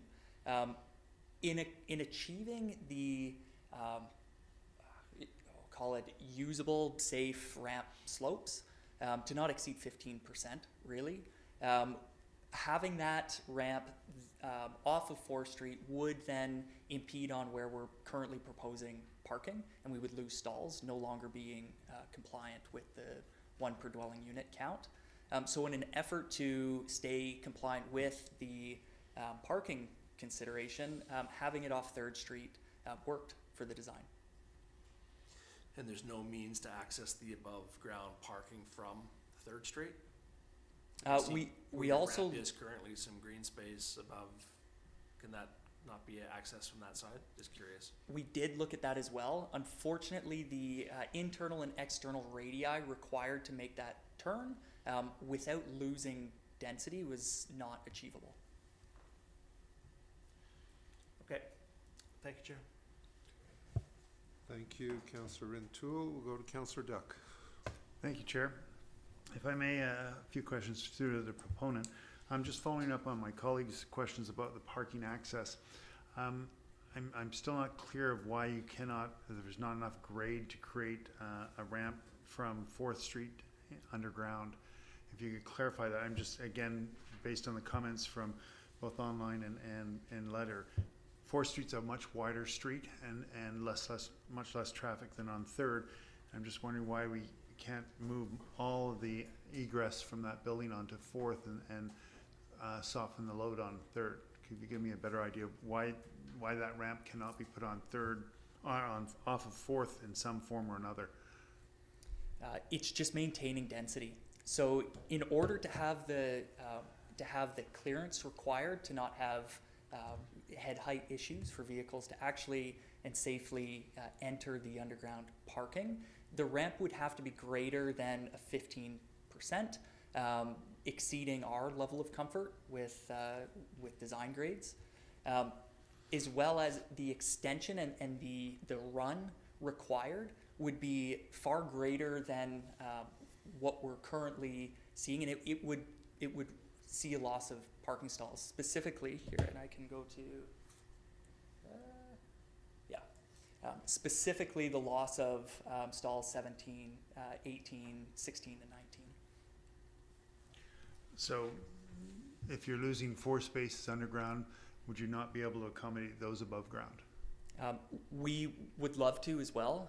However, in an effort to stay out of critical root zones of our retained trees, we have opted not to. Okay. Will there be a fee for this parking? Likely, yes. Unfortunately, I'd have to consult with our communities team who would be managing the operations to be able to come up with or to be able to appropriately answer that. Okay, so there, of the 75 spots there will likely be a fee for each and every one of those spots? Yes. And not included in the rental? Correct. Okay. Further to my question about my colleague's question about delivery, maybe through to staff, if I can ask, is there a requirement by developers to provide delivery access space? Through the chair to Councillor Duck, Sydney's off-street parking and loading bylaw requires loading spaces for commercial uses of a certain minimum floor area. It's not required for apartment buildings like this one, whether it's rental apartment or market condominiums. They're not required to have a loading space. If I could just point out one thing I forgot to mention before, important to note that with the surface driveway, the applicant has indicated that the two Monterey cypress trees on either side would be retained. It is important to note that they would have to be pruned to allow a minimum clearance over the driveway for vehicles accessing that parking lot, including garbage trucks and delivery vehicles. The building bylaw requires a minimum clear width of 4.3 meters. So the two trees that they're proposing to retain would have to be pruned up to a height to allow that to happen. So it's a side note there. Thank you. Thank you. Back to the proponent, just on the tree zones that you noted, if you could put up the landscape map, if you could, please. You mentioned about how when you're covering the cypress root areas for containment, water flow root containment. I noticed that on the south cypress tree, but not on the north cypress tree, and I'm just wondering why you differentiate between the two in terms of the green space surrounding each of those cypress trees. The design idea was just to stay within the drip edge and the critical root areas. So the north Monterey cypress tree being of a smaller or reduced caliper, requiring less of an area. However, again, I should preface that I am not a tree expert. And if there is a desire for a more technical response to the requirements there, we can have the arborist speak to that. Okay, I'll hold that for a second. Further to that, there was a question from the public regarding the cherry trees on the southeastern frontage of the building, and have you given any consideration to how you can protect those? Are specific to the question from the public, are those lost? No, those will not be lost. But again, we should have the arborist speak exactly to that. Okay, maybe we can have one of your arborists come on. I know they're online. Maybe they could answer that question for us. Yeah, perfect. Ray, do you mind touching on the cherry trees? Yeah, sure. So the cherry trees, we've done some extensive research with this exact species. where we've taken out upwards of 45 to 50% of the critical root zone within 20 centimeters of the stem. These trees in particular that we've studied on are a fair bit larger than the trees specified on this map. We are about 8 to 9 months in, gone through the heat stress summertime, and this tree is showing no signs of decline or structural instability. They're actually doing quite well. So I firmly believe that even if some root formations need to be removed to accommodate the ramp, that they will survive and thrive. Thank you. And if maybe you could also address the cypress tree at the north end of or western side, but northern set of cypress trees. I'm sorry, what was the question on that again? Just given that the southern cypress tree has such a extensive green space around it, why is that not extended to the same for the north, given they're relatively the same size trees?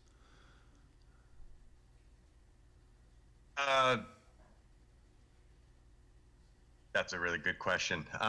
So like the bump out, as it's showing right now for the driveway, extra green space has been added there. Mike, maybe you have a little more idea. Yeah, so when you're talking about the north cypress tree, the bump out itself of the sidewalk, which is a great improvement, is probably about 4 cubic meters of more soil volume that they're gaining, as well as that landscape area. It's not as big as the landscape area to the south, but it's a great improvement with what's there now. And a little bit of proof in the pudding is if you look back at photos off of Google from 2014, 2011 compared to today, there is no sign of heave, crack, or anything in the curb and gutter and the sidewalk. It's the same sidewalk and curb and gutter that's there right now. So I have a feeling that when we get to this point and we're dealing with the roots of both of these trees, we're going to find that we're going to have much more of a fibrous and not more of a structural type root that we're going to be dealing with, which is something that is common in these trees. But answering your question, we're gaining more soil volume, so it's a positive compared to losing it, although the tree to the south has more soil volume due to a larger landscape area. Thank you.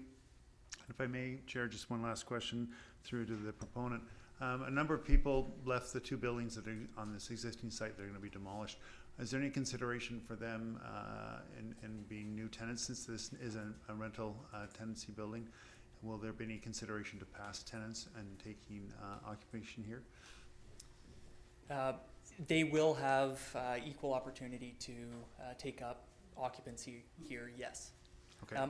I should note, I do have, as provided in the slide deck, we did hear a lot of negative context around the relocation process.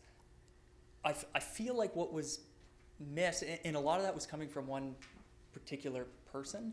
We have lots of great overviews from other tenants. I do have an email that I appendicized to the slide deck. Do you mind if I quickly put it up? Again, I just want to provide a full picture of. So we follow up with all of our tenants, and this is a common theme. Individuals did feel like they were treated very well and that the process was handled very well. Unfortunately, we did hear a lot of negativity, specifically by one individual. And I just want to make sure that that's not coming off of a representation of the entire process. Fair enough. I'm not considering or commenting on how you handled the relocation. I'm more just interested that past tenants of those 2 buildings have an opportunity to go there. Do they get an advance notice other than over other tenants in that area, or the general public? Like, is there any approach that may be inclusive of them just because they did move on? And obviously you had good experience, an opportunity for them to relocate back. Yeah, absolutely. I don't see why not. Will they be given some sort of advantage? No, they'll have equal opportunity. Okay, thank you, Chair. Thank you, Councillor Duck. Councillor Duncan. Thank you. I, just looking through ones that have already been done here. Your shadow study, I was looking at your shadow study as well, and I'm just wondering if you have a clearer version. It was hard to see, because I know from the property owners surrounding, being able to see where shadow is on their house or their specific property. Do you have a version that you could provide that would be better? Because I know there will still be a lot of people looking at this on the website. Is there another shadow study that we could, or another file maybe that shows these in closer up? That would be wonderful.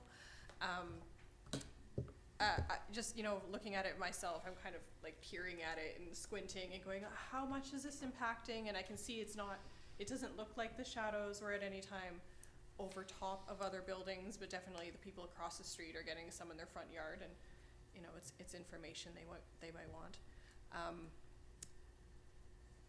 You've already answered off-street loading. The garbage and recycling, I'm guessing, there's a little in the surface parking lot, a little corral. Is it a covered building, an enclosed building, or how is that handled? Yeah, great question. It will be an enclosed or fenced enclosure. We've worked directly with local waste providers just to make sure that the space that's being proposed is adequate and that it's functional and that it is actually serviceable. Great. So is it a truck that comes in, or do they have, I know in my development, the truck can't actually pull in and the dude has to walk to the far end and then wheel the bins out. So I don't know how did this one is envisioned for access? It will be bins on casters. Yeah. Okay. And so they'll park on the street. The garbage and recycling trucks will have to park on the street. They'll have to wheel the bins out and then move them into the truck?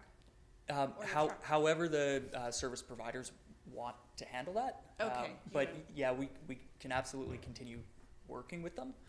It would be good to know, simply because, as you've heard, the people on the street are concerned about parking, and I am concerned because, as I've said, I live in a development where I have seen what happens when there is no room for the truck to pull in. There will be space.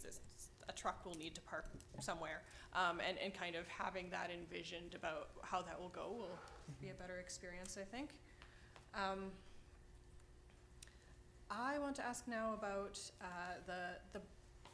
I want to call them, I guess, bump outs at the driveways. I don't know if that's technically what they are, but where, on 4th Street, we've been told there's kind of, they've been extended a bit to give some more soil volume for the trees, which is great. And then on 3rd Street, and we can see that they jut out. This may also be a question for staff, because I'm wondering, are these kind of as far out as we would see maybe in the mixed use zone in the commercial area, or are they still, which I guess in the commercial area, they're about almost like a parked car length that they extend outwards. And we've heard from, people that having the larger extension could be beneficial for people pulling out. And so I'm just wondering, how far from the curb do these extend outwards? From existing, I'd have to pull the actual dimension. I don't have that. Okay. Yeah. Oh, sorry, Steph. Can perhaps answer. Sure. Through the chair to Councillor Duncan. So anything off-site, like beyond property lines, such as the bump outs for driveways, would be designed by the project civil engineer and reviewed by town engineering staff as part of the building permit process. The development permit doesn't approve anything off-site. So it's conceptual for now in terms of what's the depth of these bump outs and how far they would project out into the paved surface of the road beyond the curb line. So we don't know right now. That's a detail that we'd sort out later at the building permit stage. Okay, and so I guess to follow my question then, is that something that in the residential zones, because I know in the mixed use zone and the commercial, we kind of have these guidelines that were meant to kind of help guide how those were developed. Is that something, is it the same in the residential zone for new developments like this, or do they have like a different kind of guidance, or do you just play it by development? Again, through the chair, that's a great question for our engineering staff, who I'm sorry they're not available for that right now. But I know they would be following best practices, and there may well be something in their bylaws that they are referring to. Okay. Thank Thank you. And I guess my last question to the developer. I will have one more for staff, if that's okay, to the chair. You have solar panels on your roof, and I don't think we've had any development come forward that's had that before. Do you have experience to date with your other properties where you've had this kind of design? Extensively. Yeah, so every development community that we do is step 4 net zero energy ready. And all of our solar programming will maximize the current allowable nominal generation as allowed by the utility providers right now, with provision for expansion should tariffs change. Okay, and how, what is like the lifespan and I don't know, I know people from way back in the day who got them and they found like they dropped off in their efficiency. So how are you finding the repairs and the lifespan, and do you feel like the bugs have been worked out? Great question. Yes, so the solar panels on the roof are virtually maintenance free. They get washed by rain, and the technology has come far enough that they're not impeded by shading. Traditionally, shading was detrimental to solar panel performance. It short-circuited we don't have to get into it.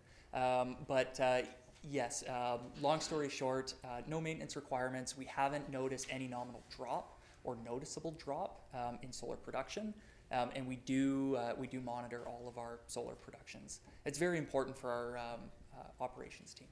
And how long have you had them on your other buildings? 2019, I believe, is when we first. I would have to double check that number, but it's around it's around 2019. Okay, thank you. And I guess my question to staff then, I guess following up on bump outs and concerns about parking and traffic.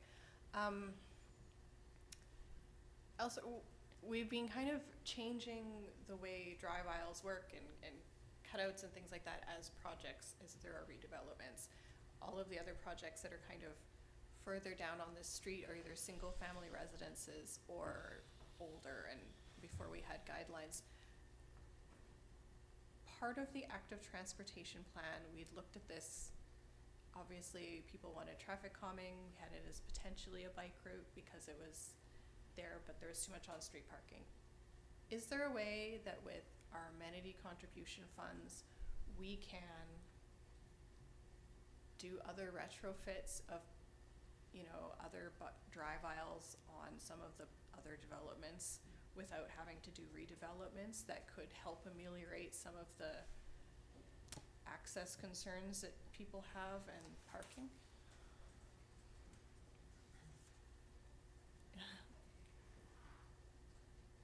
I see you.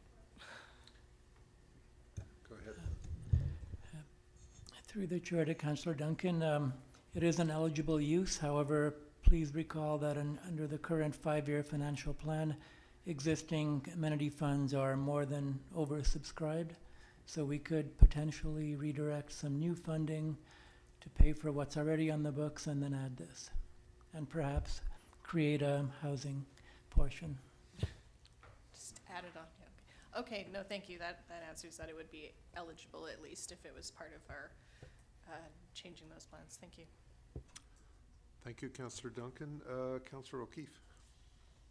Thank you, Chair. Thank you for the presentation.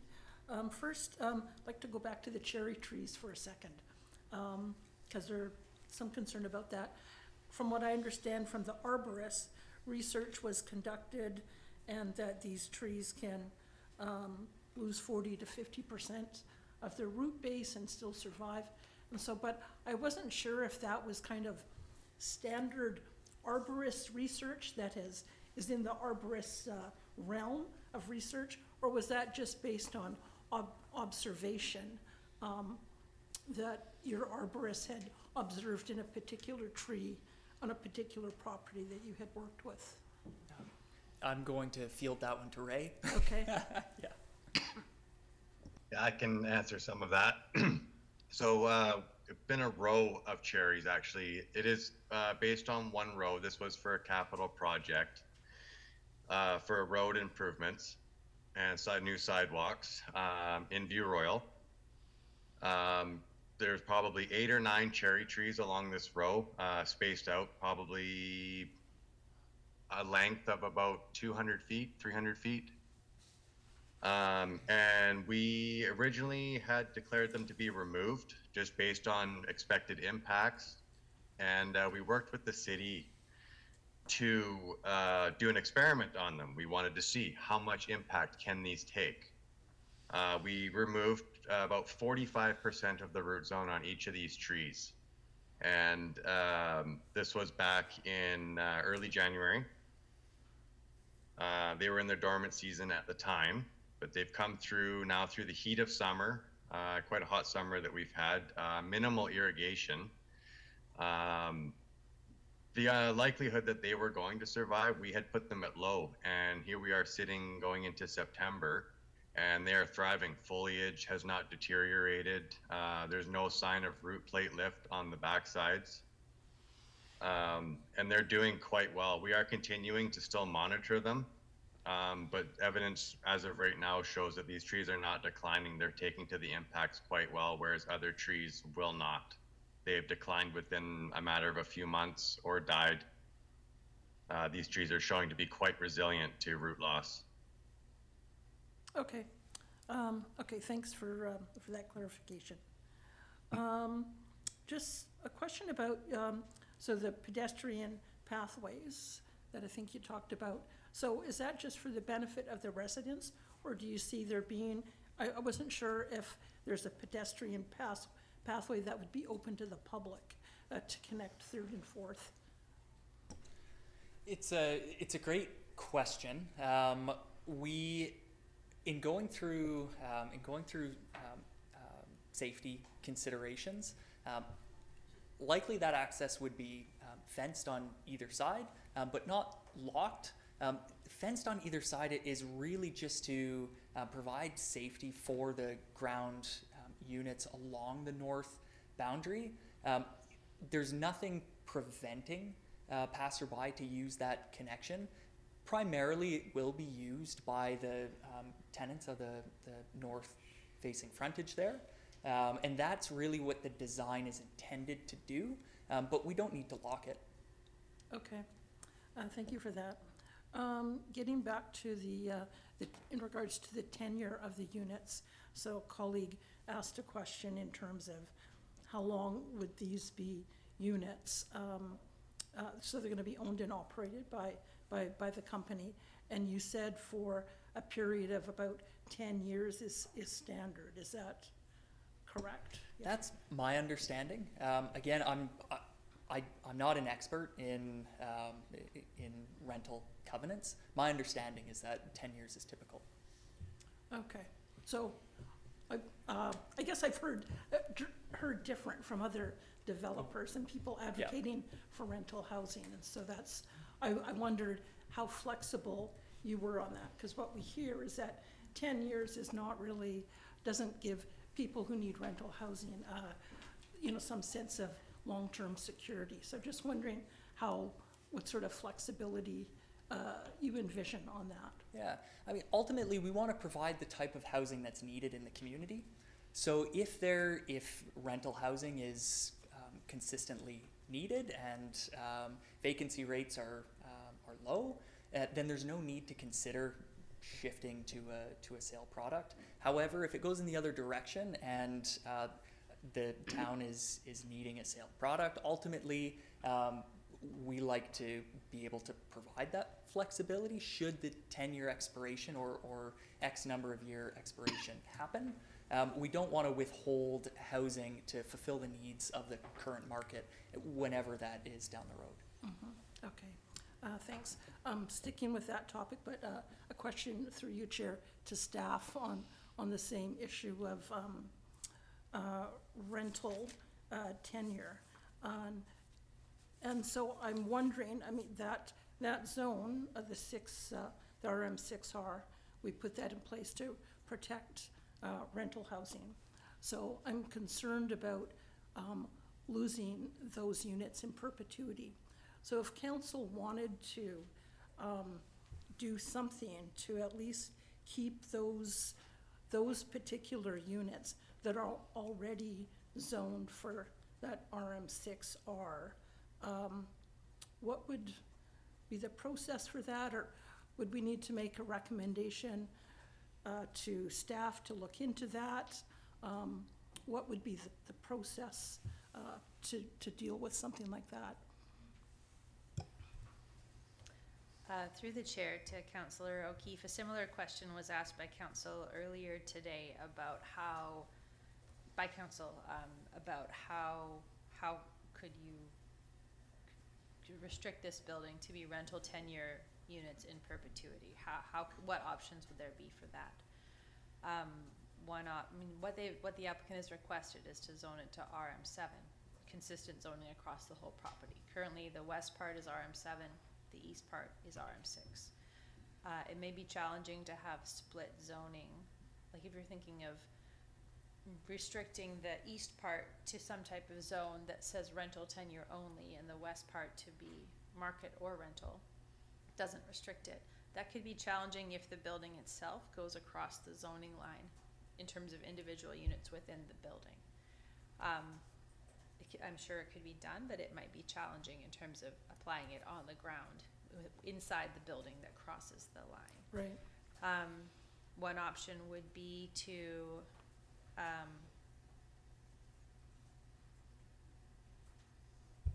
you could zone go to a zone that allows the 4 stories and the increased density, but restricts it to rental tenure only. Another option would be to go to the RM7 zone, but require as a condition of the zoning that a housing agreement or a Section 219 covenant be placed on title to restrict it to rental tenure only for a set time frame, like a minimum period of X number of years, whatever is determined. That's an option too. There's a few different options, so that is something staff could look into and report back to council on. Okay, so is that something that we would need to give staff direction on tonight? If that's something we wanted you to look into further, would we add that as a motion or motion arising to have that come back to us, or is that something you might be doing anyways? So that is something council could give direction to staff on now. Council could choose to vote or to make a recommendation or resolution.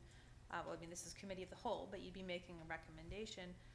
You could give direction to staff to report back with options for a zoning amendment, maybe at the time when APC's recommendation is coming back. That would give us some time to look into this and come up with some options. Okay. Giving direction on this now at this point might seem a bit premature because the development hasn't gone through the next stages of review, but I'd be happy to hear what Mr. Newcomb or Mr. Edwards has to say about that too. Thank you.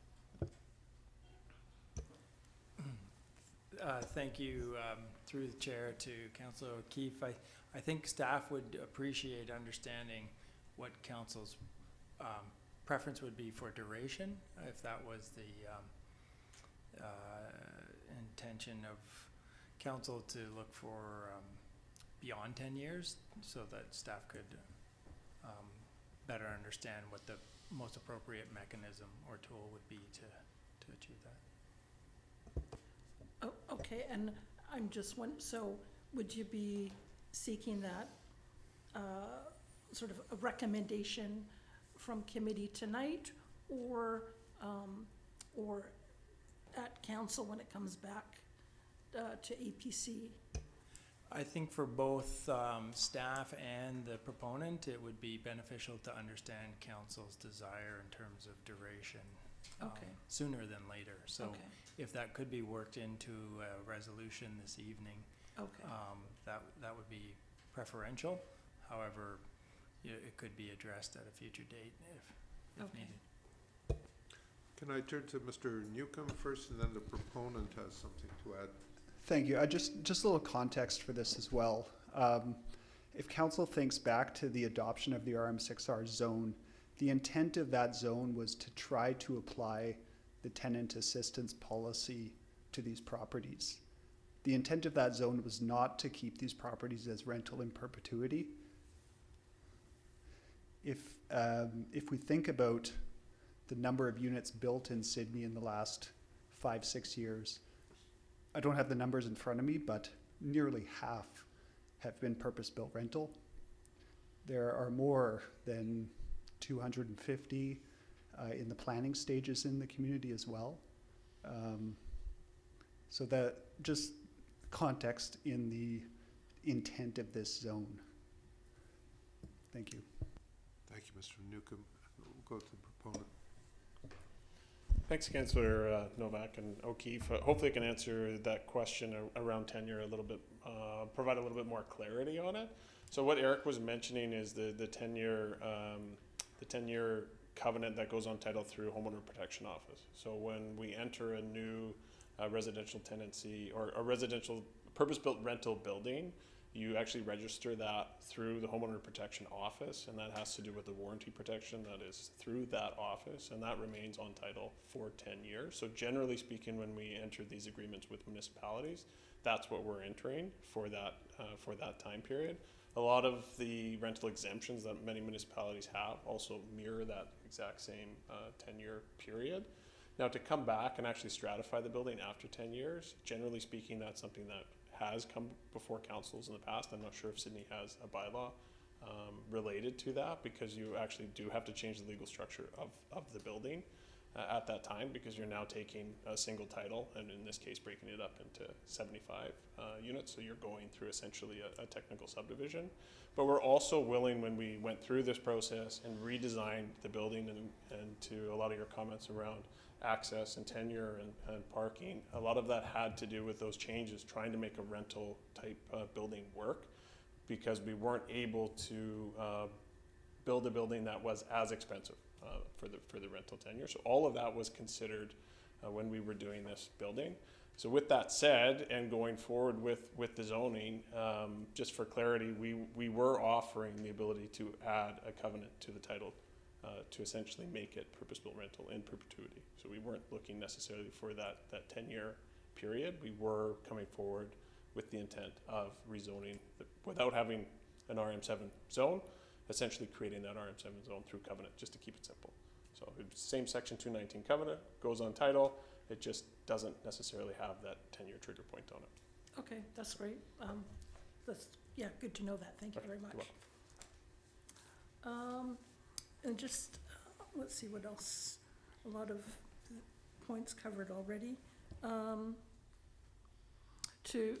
get a question through you, Chair, through staff again, on traffic studies. I know engineering isn't here, but just generally, when traffic studies are done, or maybe the proponent even knows this, aside from talking about traffic patterns and volume and that sort of thing, would this study also propose or make recommendations on safety measures or particular changes for that stretch of 3rd Street or 4th Street? Or do they just comment on here's what the volume is, here's some of the potential issues?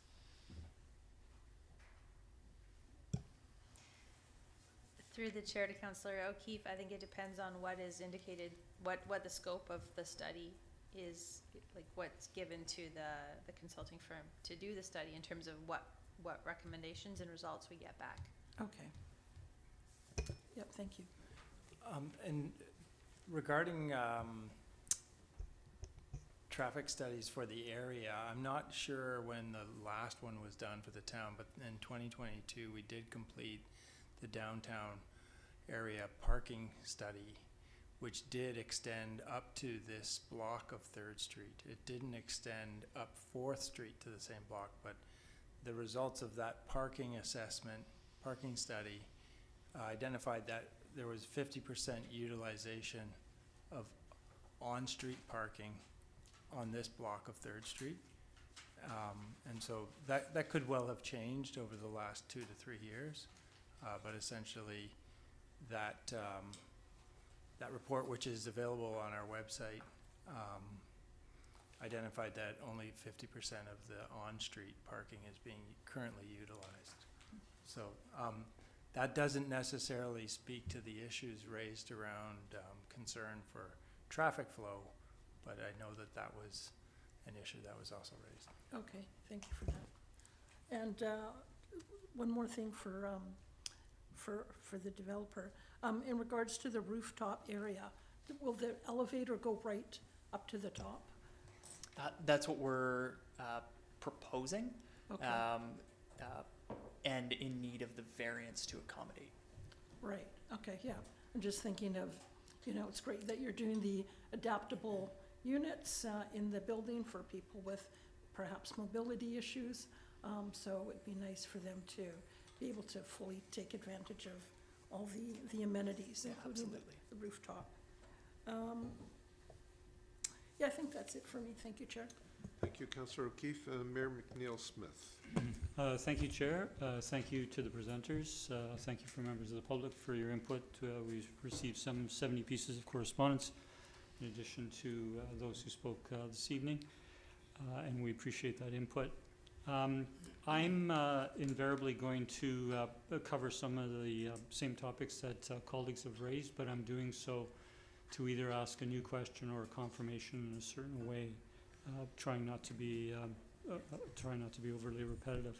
So I am going to come back to start with regards to purpose-built rental in perpetuity, no strata covenant topic, and your colleague who spoke. I just want clarification that there is a willingness on the part of High Street to sign a covenant that this would be in perpetuity rentals? Correct.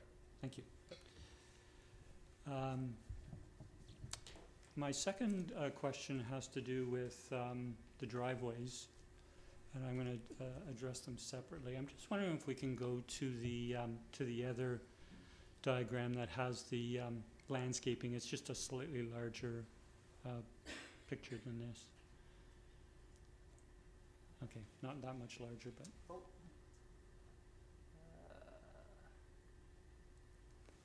Yeah, okay. no, that was the one that was up. Sorry, the other one.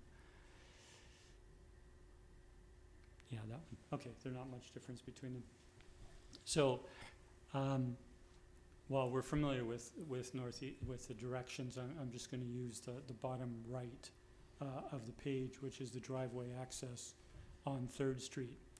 And the concern raised this evening, certainly in the correspondence with regards to the 6 cherry trees on the property to the south to below. And so we see that, or I think we see that the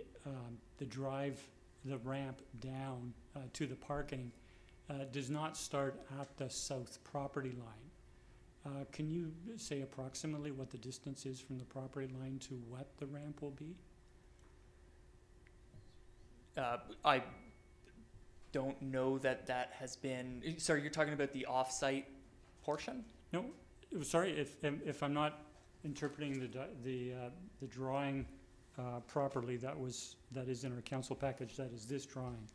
Is that there is that solid black line at the bottom, and then there is landscaping before it. Is the solid black line the property line?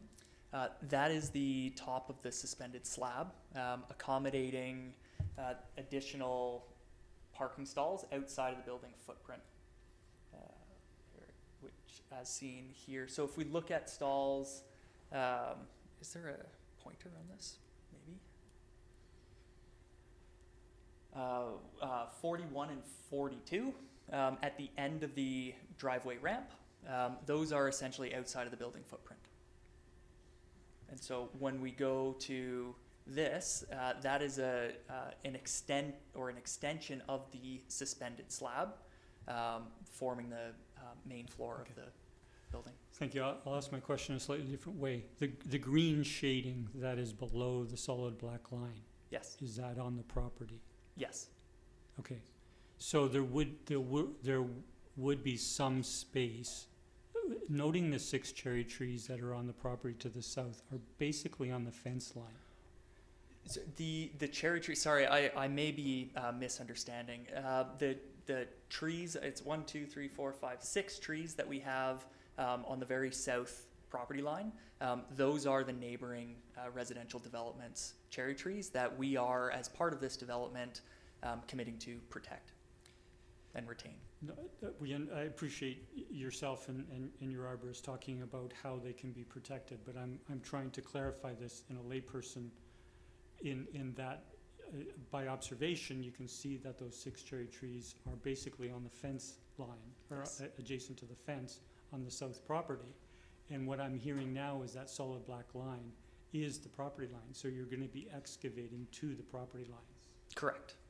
To accommodate the ramp down. Okay. Yes, And apologies. I did absorb, or I did hear that 40 to 50% of the root zone and so forth, that the experience there, but I wanted to clarify that. In 2 of the letters, pieces of correspondence that we provided there, the 62nd and 63rd piece of correspondence, or sorry, not those 2. It makes reference to having residents across the street on 3rd Street having consulted with you with the concern that when vehicles come up the ramp in the evening, their headlights would be having an effect on the residents across the street. And that there was some discussion of a possible resolution to that, but you chose not to do that. So can you tell us what a possible way to reduce that sort of impact? What was considered and what is not viable? Yeah,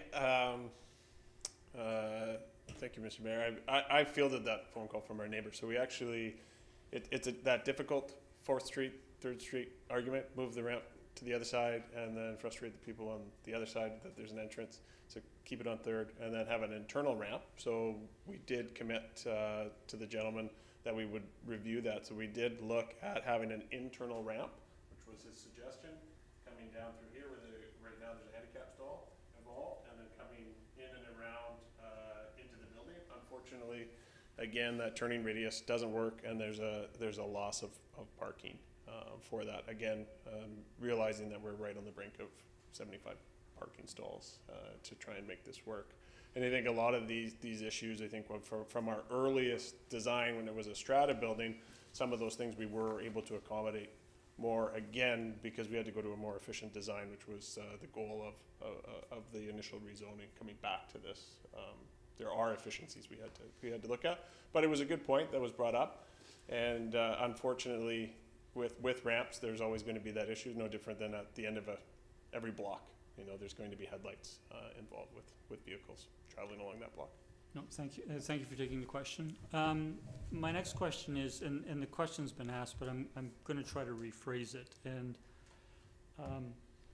that is, when you look at what the underground ramp is, and you look at the space that it occupies in the property line, the question is asked, I'm trying to ask in a slightly different way.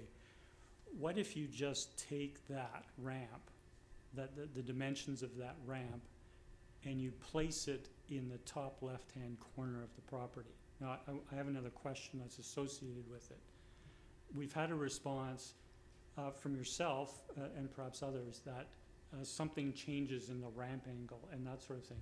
Is the elevation on 3rd Street and 4th Street different? Correct, yes. The geodetic elevation would require a far steeper ramp to get back down to the slab on grade or the lower parkade elevation. And so you're indicating that, you may have given an indication that requiring a longer ramp to accommodate that difference in height or depth would lose parking spaces. Correct. How many parking spaces would it lose? 4, just at a high level. We would have to go back and take this current design, do that same exercise that we did with the previous design to determine the actual number. However, it is trying to achieve, it's making up a greater difference of elevation. Okay, thank you for the explanation in terms of the elevation is different on 3rd and 4th Street. I'll have some comment when it comes to resolutions and that sort of thing. Could we go to the diagram? It's one of the latter pages in your slide deck that shows the 4th Street driveway between the cypress trees, please.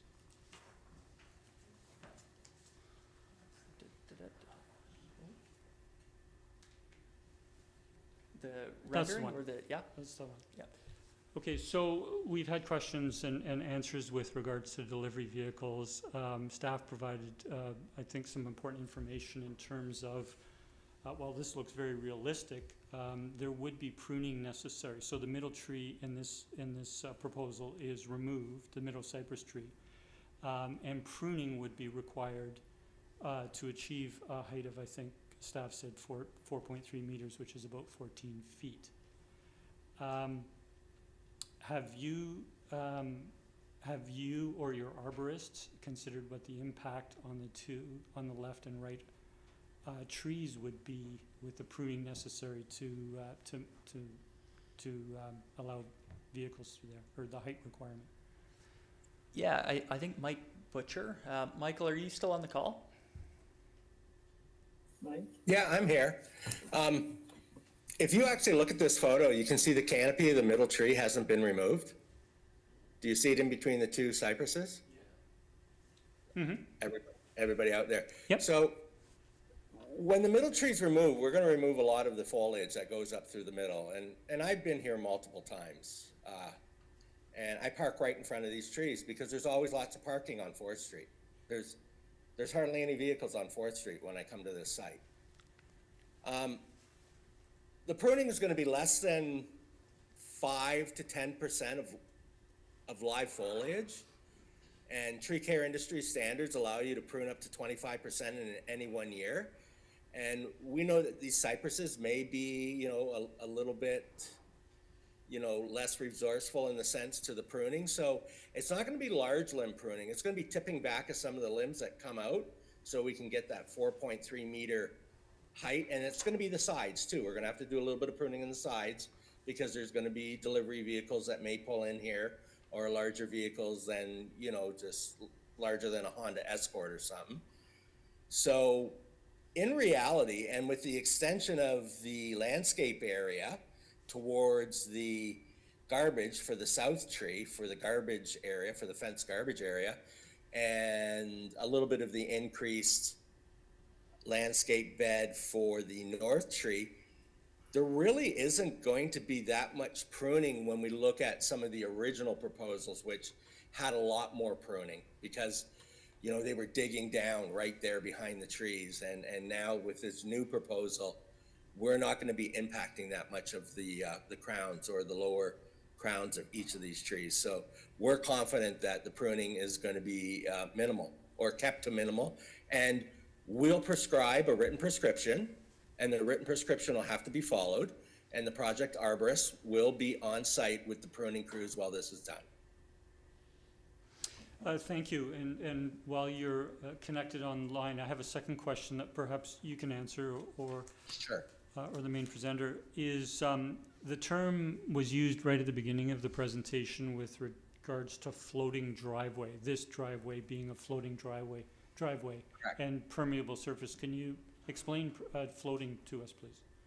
Yeah, so it's going to be a little bit shallower. It won't be like a normal poured cement driveway or kind of commercial driveway, like in this case where there's a lot of vehicles coming in. So it'll be kind of ramped up a little bit, and it'll float over. And what we'll do is we'll lay like a geogrid. It's kind of like it's like a protective layer, a grid that will kind of suppress some of the roots, but yet it's friable enough to move, so it's not going to constrict roots. And then the capping over top will be a little bit shallower to the depth of like the 0 to 3/4 prior to putting on that top cap, which the top cap in this case is going to be a pervious solution, like a landscape block or a landscape stone in between the critical root zones of these trees. Now, as we get further out past the drip lines, it'll be all right to pave and put a standard type of parking pad down. So that's kind of what the floating means, you know what I mean? We're not going to go as deep into the ground.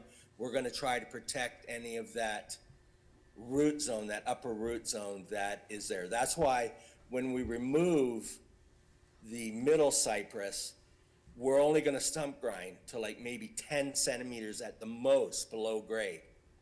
and then that driveway is gonna have to be put on top, you know? Because these trees right now, all three of them, right, are together, acting as one cohort. So the one in the middle, the loss of the one in the middle won't be, the impact of that will not be as high as, you know, to the two other trees, to the south and the north tree, in my professional opinion. Thank you very much. My last question, or one of my last questions, is going back to the landscape plan that you had up previously. Oh, this one. So again, this is the same question previously, but trying to frame it differently. And so that is, in terms of moving what is in the top left-hand corner, that section of the building, and moving it lower down to have the driveway access and parking spaces at the top north rather than the south bottom. And we heard financial viability or something close to that effect, but for laypersons such as ourselves and perhaps members of the public, just need a bit more explanation as to why that's not possible.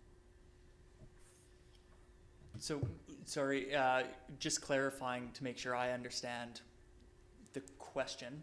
I'm not suggesting this is Lego and we just move it around, but literally taking the portion of the building in the top left, a fairly large section there, and just moving it south so that it forms a T, and you have parking to the north, rather than to the south and impacting the cypress trees. Apologies, I'm not sure I understand. Do you understand? Suggesting you call this whole volume here, have all the parking, surface parking. Oh, I got you. Yeah, apologies. In doing that, again, that's not a building geometry that I can say that we have run. It does decrease the efficiency of the floor plate, which will impact the number of dwelling units that we're able to provide. Again, the simpler the geometry of the building, the more efficient that floor plate becomes. The more articulation, internal elbows, and dead space that's created, the less efficient the building design is. However, it's something we can take back and prove out. Okay, so let me go to plan B or C here, and that is, why not just a reverse L? Why not have the L down in the bottom left and go up to the right? So we have looked at that configuration, and unfortunately the existing geometry of the site does not allow the same configuration without losing dwelling units. We would lose an entire stack of units. Thank you for the answer.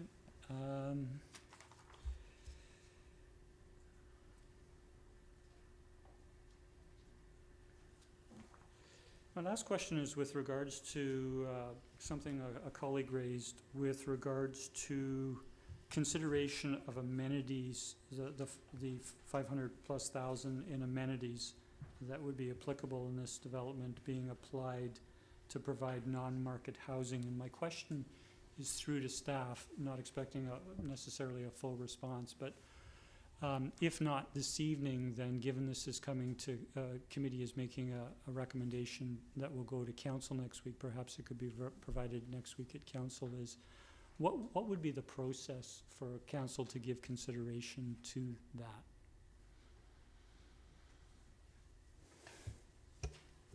I'm sorry, Mr. Mayor, could you clarify what the consideration is that you're looking for? So I believe it might have been Councillor Gannett asked a question of the proponent or staff in terms of the amenity fees applicable are something just above 500,000, and a question is what would be the process for council to consider, or for committee council to give direction to the proponent to consider the application of those amenity funds to providing below market rental.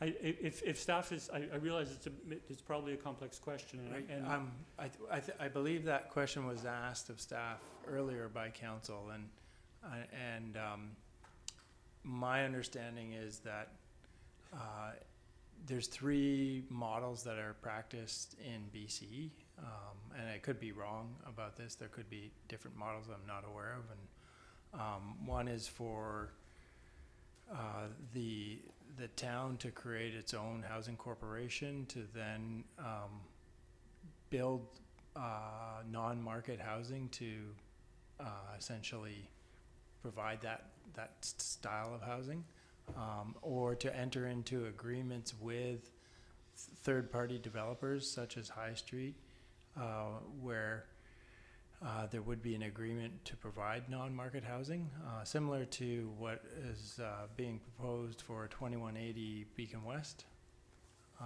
or that there would be a covenant agreement or a covenant placed on the property that would provide for the non-market housing, not just the market housing. Does that answer your question? That's helpful. Thank you. Yeah. Thank you. Thank you, Chair. Thank you, Mr. Mayor. And I guess the privilege or the pleasure of being the last one to ask questions is that my colleagues have pretty much asked all the questions that I have, but I just have one, and that's kind of maybe an amalgamation of most of the questions that have come before me. And that is, there have been a lot of suggestions that, well, you can move the driveway here or move part of the building there or all this. My understanding is that this is the one and only configuration that works. There is no other configuration on this lot that meets the zoning bylaws, with a few exceptions, that would work in this space. Is that correct? Are the architects just zeroed in on this and there is nothing else that works?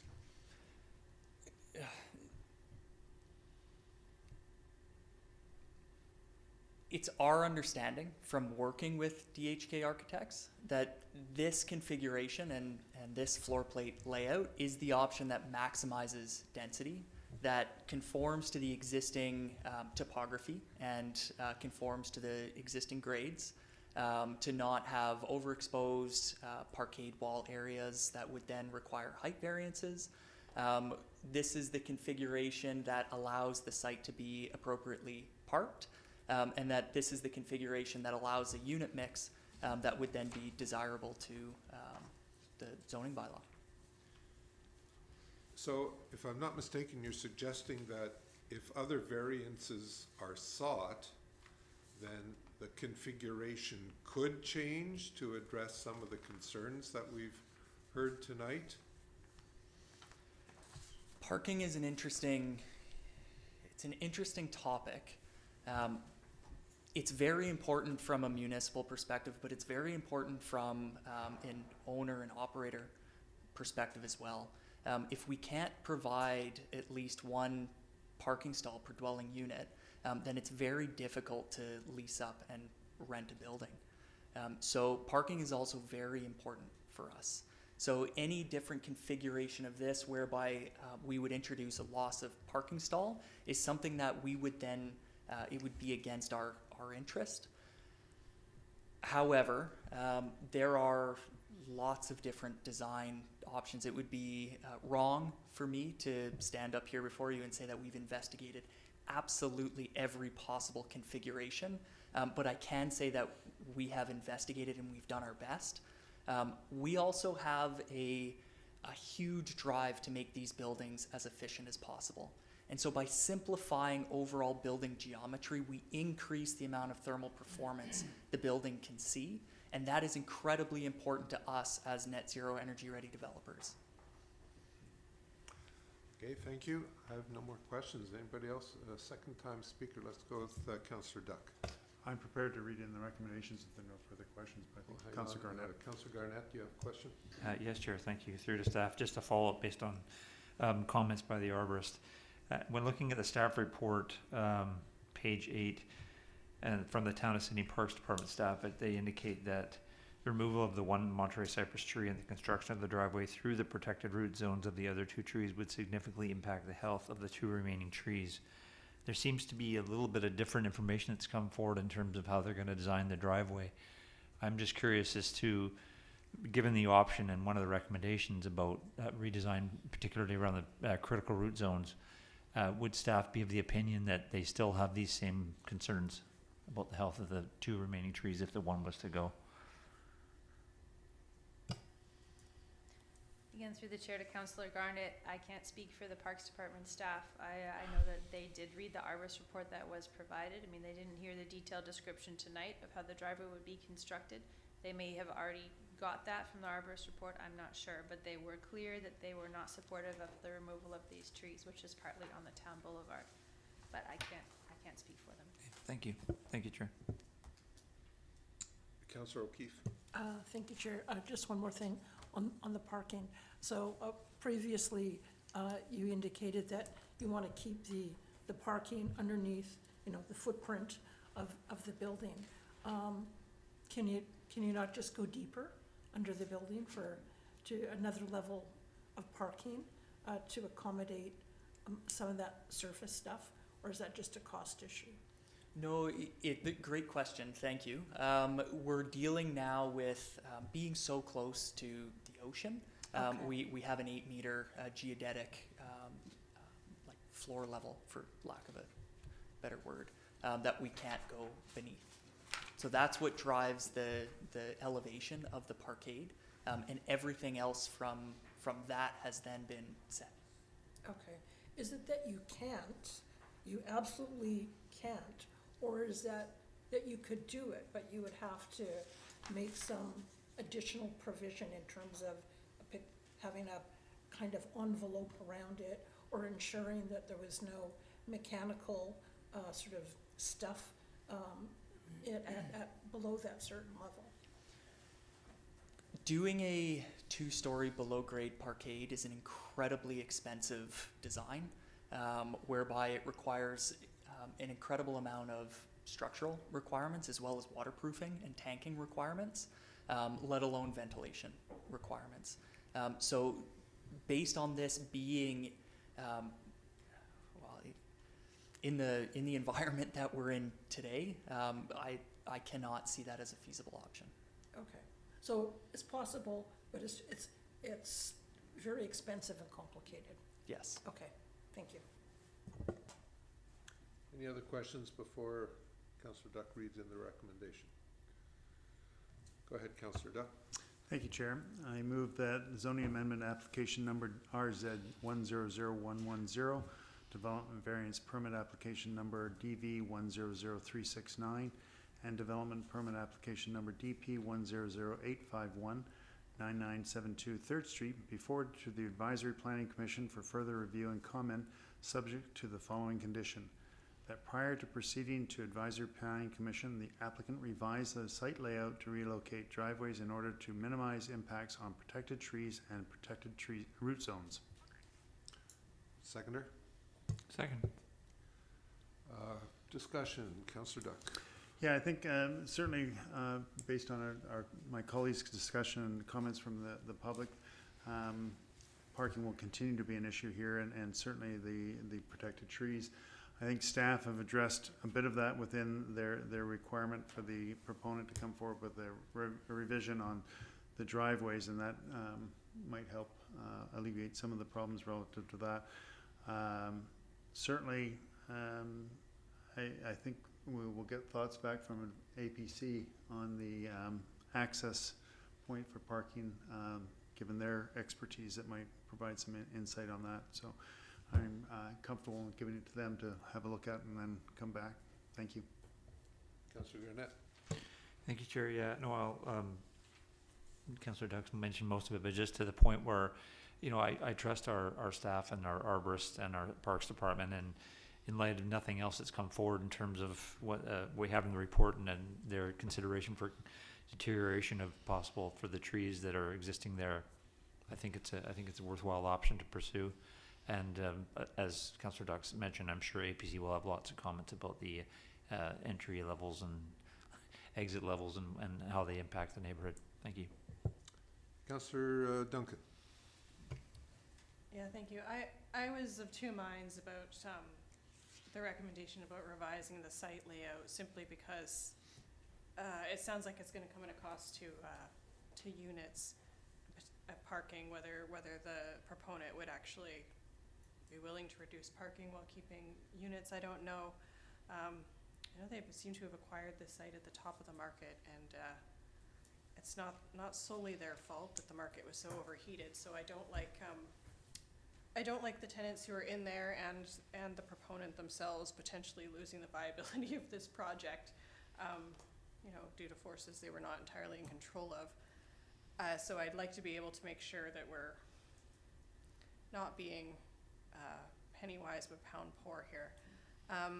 I'm okay with the recommendation as it is, since it sounds like there may be additional information that the proponents, arborists, have that they could maybe provide to our town staff. And so as it is worded, it says revise the site layout, but I am confident that if the proponent can actually speak to our staff, that it might not be full revision of these locations, if they can talk to them about it, because this is the first time I've heard things about, the floating driveways and had a proponent talk about, increasing the soil volumes and actually having done studies on impacts to root zones. And this is a recurring problem we have with developments, is making sure we're getting these roots protected. And if we continue having, developments come in on sites where there's pre-existing trees, this is going to continue. And High Street looks like they've already had some dedication to doing the background.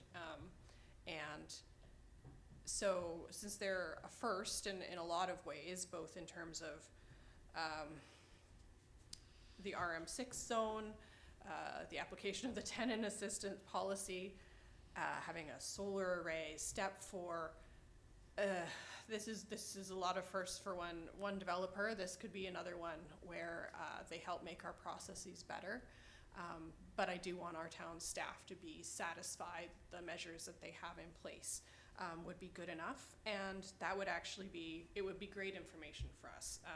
The stuff that has come out, with great difficulty about our tenant assistance policy and how it can be applied better, and our zoning policies came at great cost to a lot of people's time and emotions and everything. So I think this could be another thing where they provide us with a lot of learned experience about how to maintain some of our large trees, in particular these cypress trees. I mean, again, they're very large specimen trees, non-native trees that were planted in a time when people did things like that, just planted specimen trees that were non-native, and figuring out how to deal with that in an increasingly urban environment would be great learning, and I hope we can work with them on that to a solution that'll be satisfactory to both.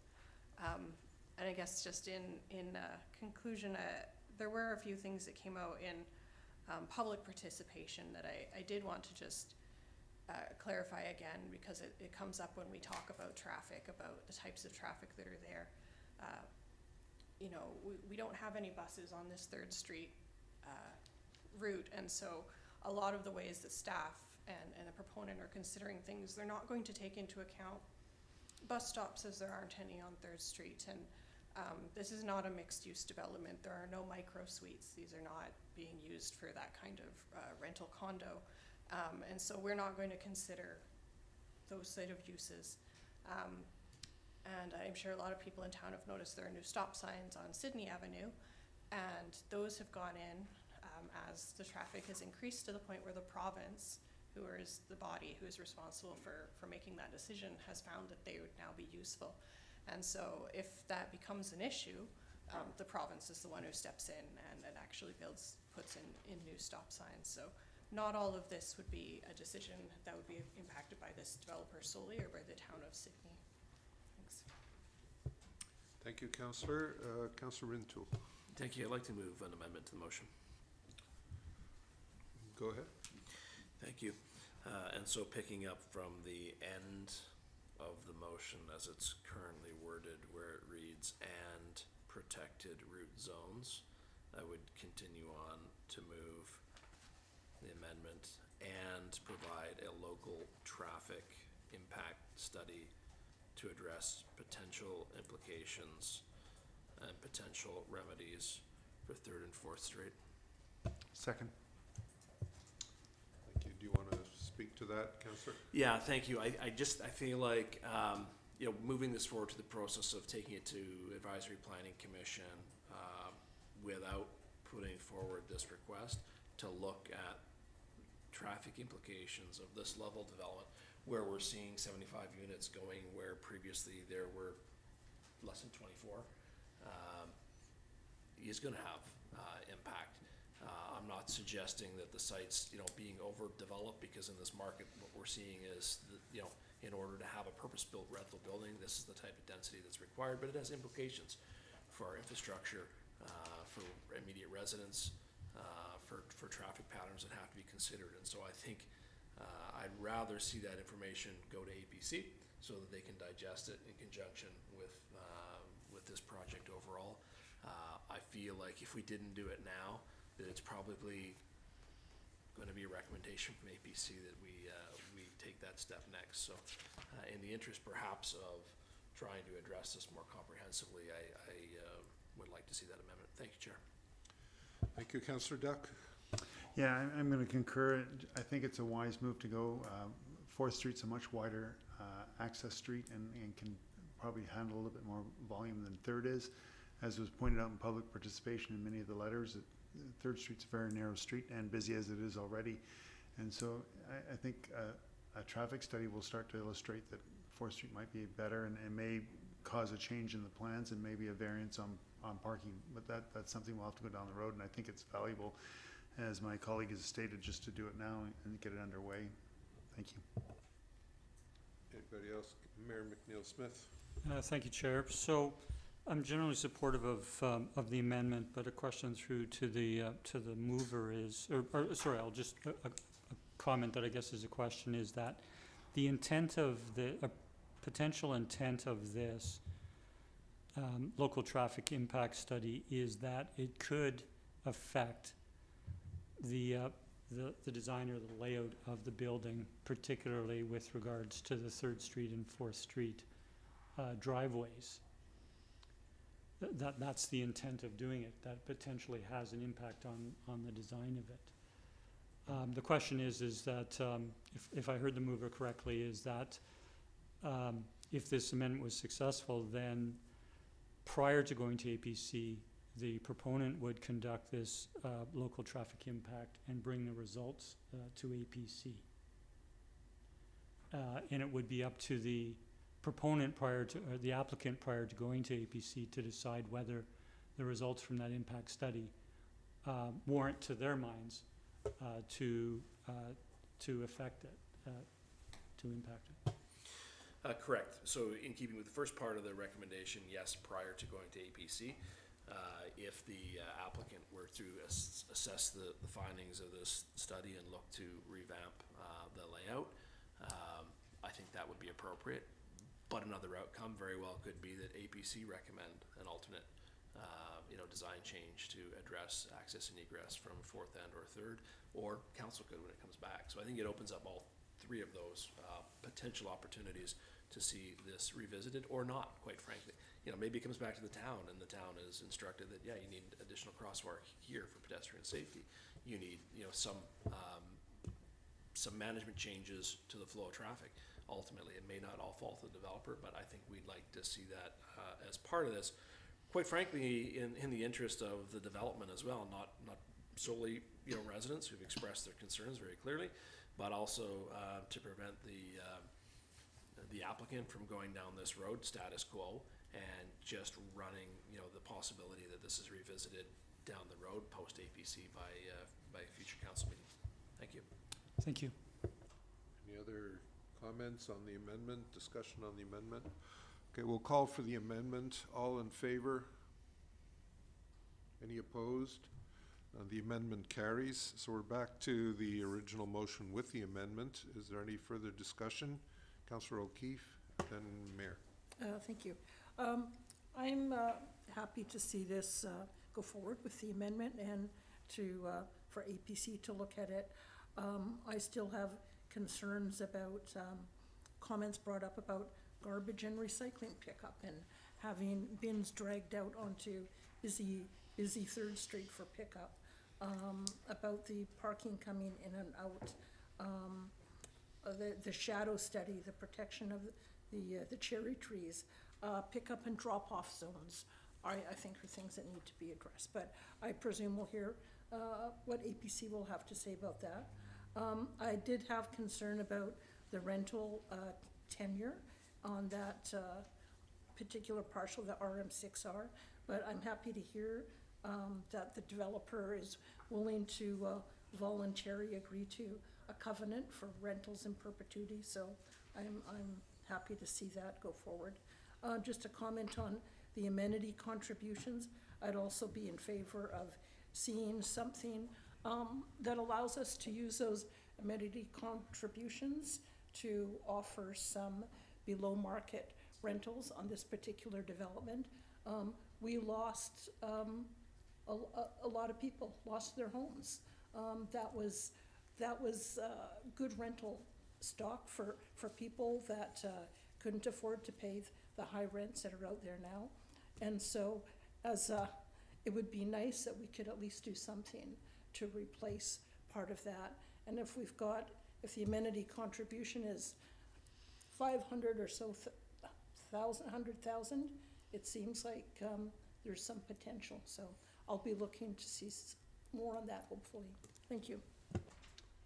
Mayor McNeil-Smith. Thank you, Chair. And I am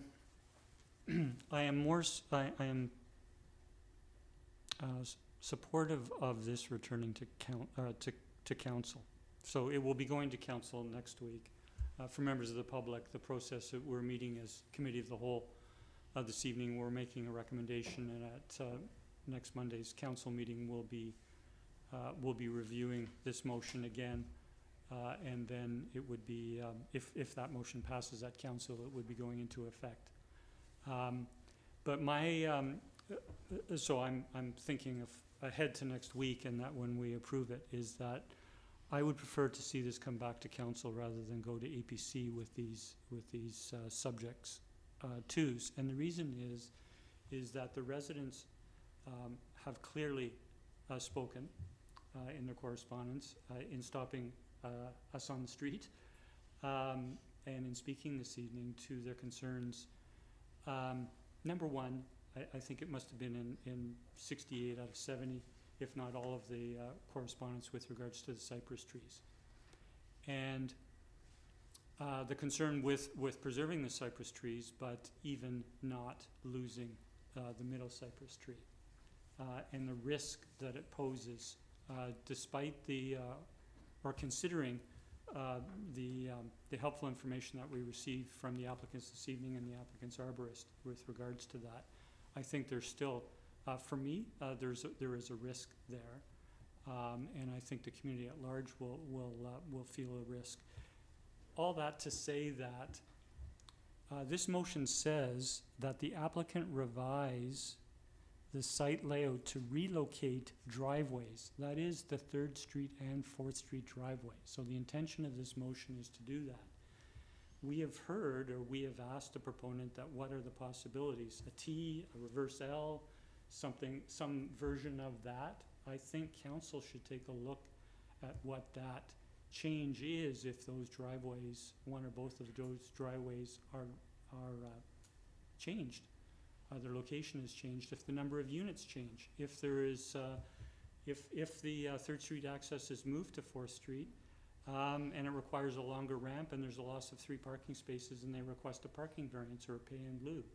There are a number of options out there, and I think council should be considering those prior to it going to APC. So other council members, other colleagues have spoken and not made reference to that. I will listen to colleagues who haven't spoken or who may wish to speak for a second time, but I will likely seek to make an amendment to have it returned to council. So to go to the process of next council meeting, but from that council meeting, let this motion have it come back to council, rather than going to, sorry?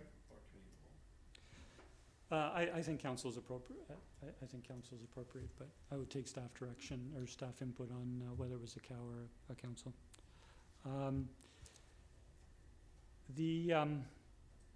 Yeah, I'll leave my comments. Leave my comments there. There's a question from proponent. Is it okay if I ask a question? Sorry, if it's just me.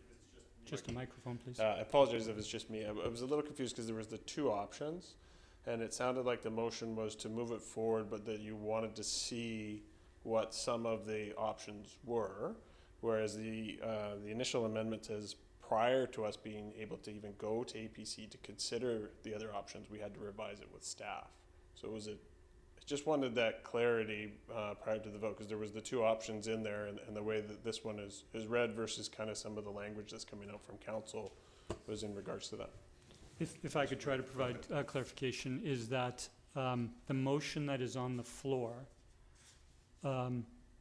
is that we're recommending that it go to APC as the next step. So from the council meeting next Monday, if it's confirmed at the next council meeting, it would go to APC with the two subjects, and one subject is to the applicant revise the site layout to relocate driveways, that is the 3rd Street and 4th Street driveways, in order to minimize impacts on protected trees and root zones, and provide a local traffic impact study. So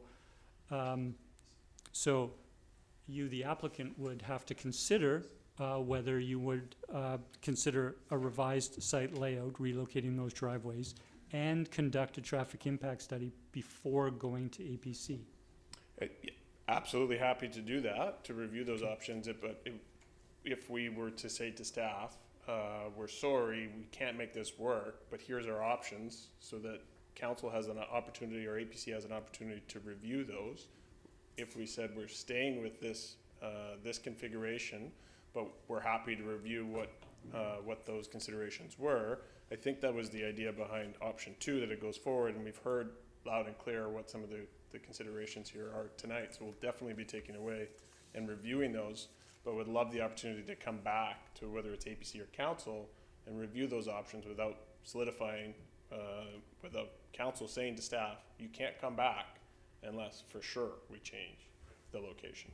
So I just wanted clarity on that, because the first one, the way it reads and it's the way it sounds like it's being voted on, is we can't come back unless we reconfigure this, versus reviewing it with APC to go over the options, because we do have those options, and we are happy to review them. Okay, so thank you for that. I want, if I may, Chair, try to provide further clarification and then come back to address your question directly. And so while that is the motion on the floor that I tried to clarify, what I was motivating to my colleagues on committee is that whatever considerations you give as applicant with regards to the site layout, the driveways, impact on protected trees and root zones, and doing a local traffic impact study, is rather than it going to APC with that additional information that council will not have had a chance to review, you will just be presenting it to APC, and then APC will be making recommendations back to council. I am motivating to my colleagues that whatever consideration you give with regards to the subjects of this, it actually return to council for our consideration first before going to APC. That doesn't mean we're saying it won't go to APC. My rationale is that I believe there is value to council giving consideration to that. Now I'm going to come to address, sorry, if I may come to address your question specifically, and that is, this motion says that the applicant revise the layout to relocate driveways. That is, it seems to be a certainty that you don't come back unless you revise. What a wording amendment could be is that the applicant can consider revising the site layout, which does not make a necessity. Because I think the interpretation of the motion as it's written, as it's on the table, is that don't come back unless you have revised the site layout and done the traffic study. But if a council with the proponents or the applicant seeking this clarification could insert the word consider, which means the applicant, council, and APC will have, be able to give consideration to whatever the applicant were to bring back. I'll leave my comments there, Chair. So are you prepared to make that amendment right now? I'd prefer to listen to other colleagues. Anybody else have anything to add? Okay, I'll make the motion, and I'm sorry I haven't given consideration to the exact rewording, but this recommendation begins by identifying the three applications, the zoning, the variance, and the development permit, and that we do need to make reference to those at the beginning of the motion, so that I would just begin the sentence regarding the zoning amendment application number. Instead of that, just regarding zoning amendment and the other two applications, that what would be stricken is be forwarded to the Advisory Planning Commission, is that the applicant, so, and within part one, we're removing that prior to proceeding to the Advisory Planning Commission. So it is just that the applicant consider revising the site layout to relocate driveways. Continue on for the balance of the motion. Does staff follow me? I don't think I did. Apologies. Let me read you what I have, and you can let me know that if this is. Okay. Do you want me to just? It's forming a little better in my mind. Do you want me to say it again? Yes, please. Okay. So regarding zoning amendment application number and the number, development variance permit application number, development permit application number for 9972 3rd Street. So it stops there. That the applicant consider revising the site layout to relocate driveways in order to minimize impacts on protected trees and protected root zones, comma, and provide a local traffic impact study, and to return to council.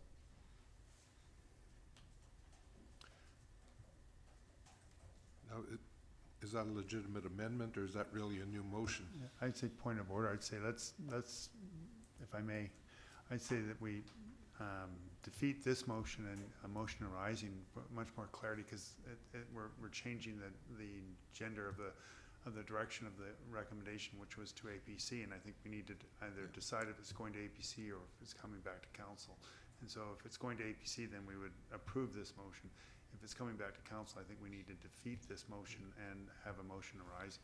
Okay, so point of order, Go ahead. Chair. So process-wise, I hear what colleagues are saying, and there is certainly rationale for that. The challenge is if we defeat this motion and then the subsequent motion does not pass, we can't come back to it. So while it is a substantial revision, the reality is that this is made as an amendment, and if the amendment is defeated, then the motion stands as currently is on the floor, pre-amendment. Was there a seconder? There was a seconder? There is now. Okay. So let's speak to the second amendment. So we have an amended motion on the floor with another amendment pending. So the first one to speak will be the mayor, who's the proponent, then Councillor Duck, and then Councillor Rintoul. I've finished my motivation. Okay. Councillor Duck, nothing. Councillor Rintoul.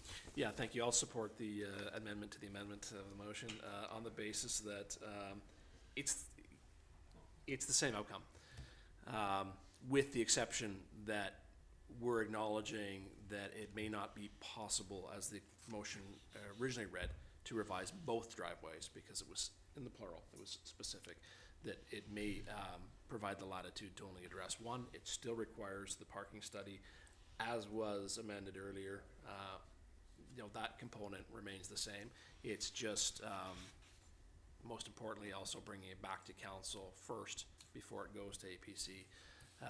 And I think from an efficiency standpoint, that does make sense if council's not comfortable with it still.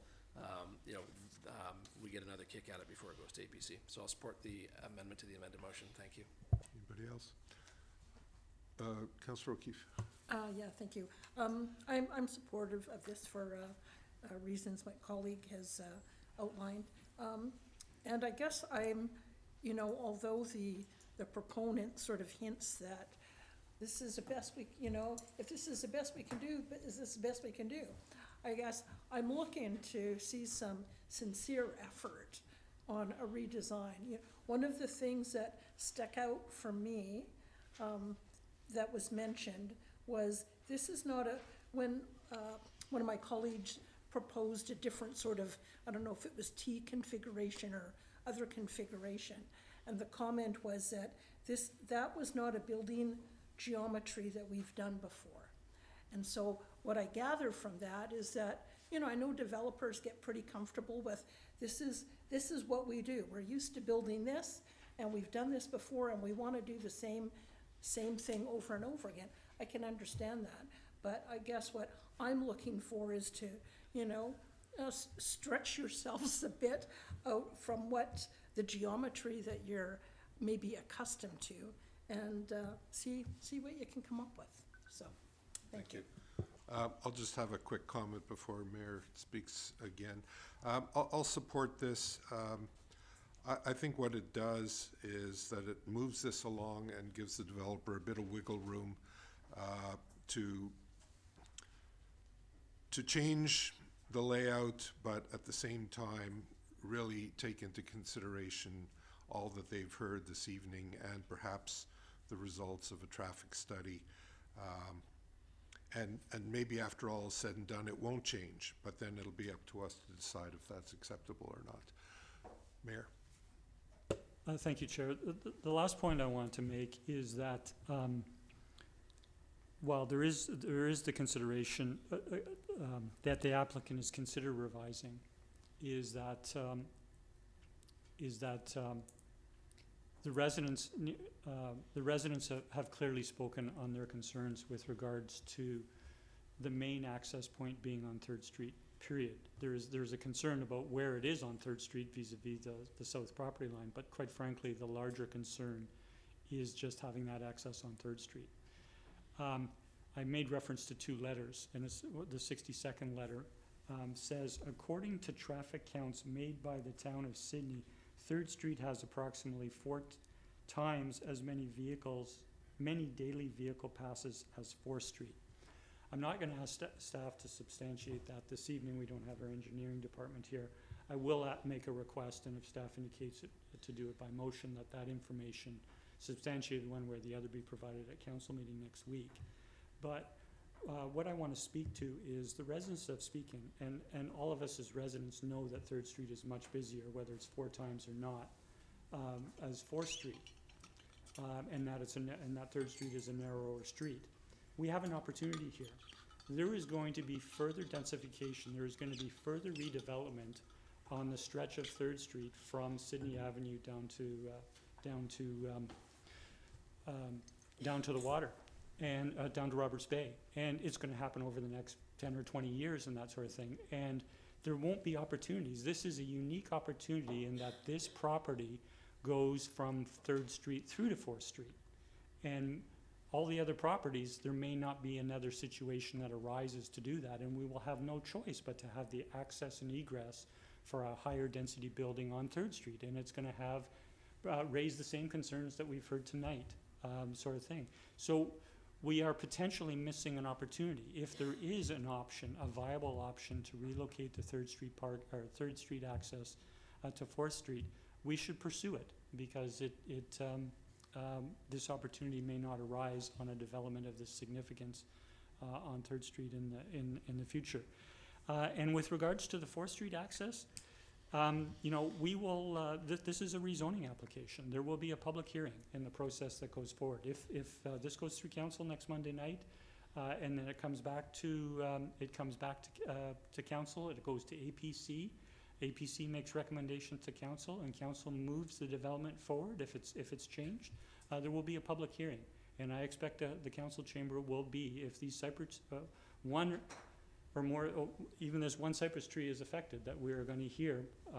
We've heard from 70 residents in correspondence. I expect at a public hearing we're going to have a greater portion of the public become aware of it and speak of their concern. And while risk has been addressed through the your professional arborist's information this evening and is further consideration perhaps for staff and council, I'm looking at this process, through the process and us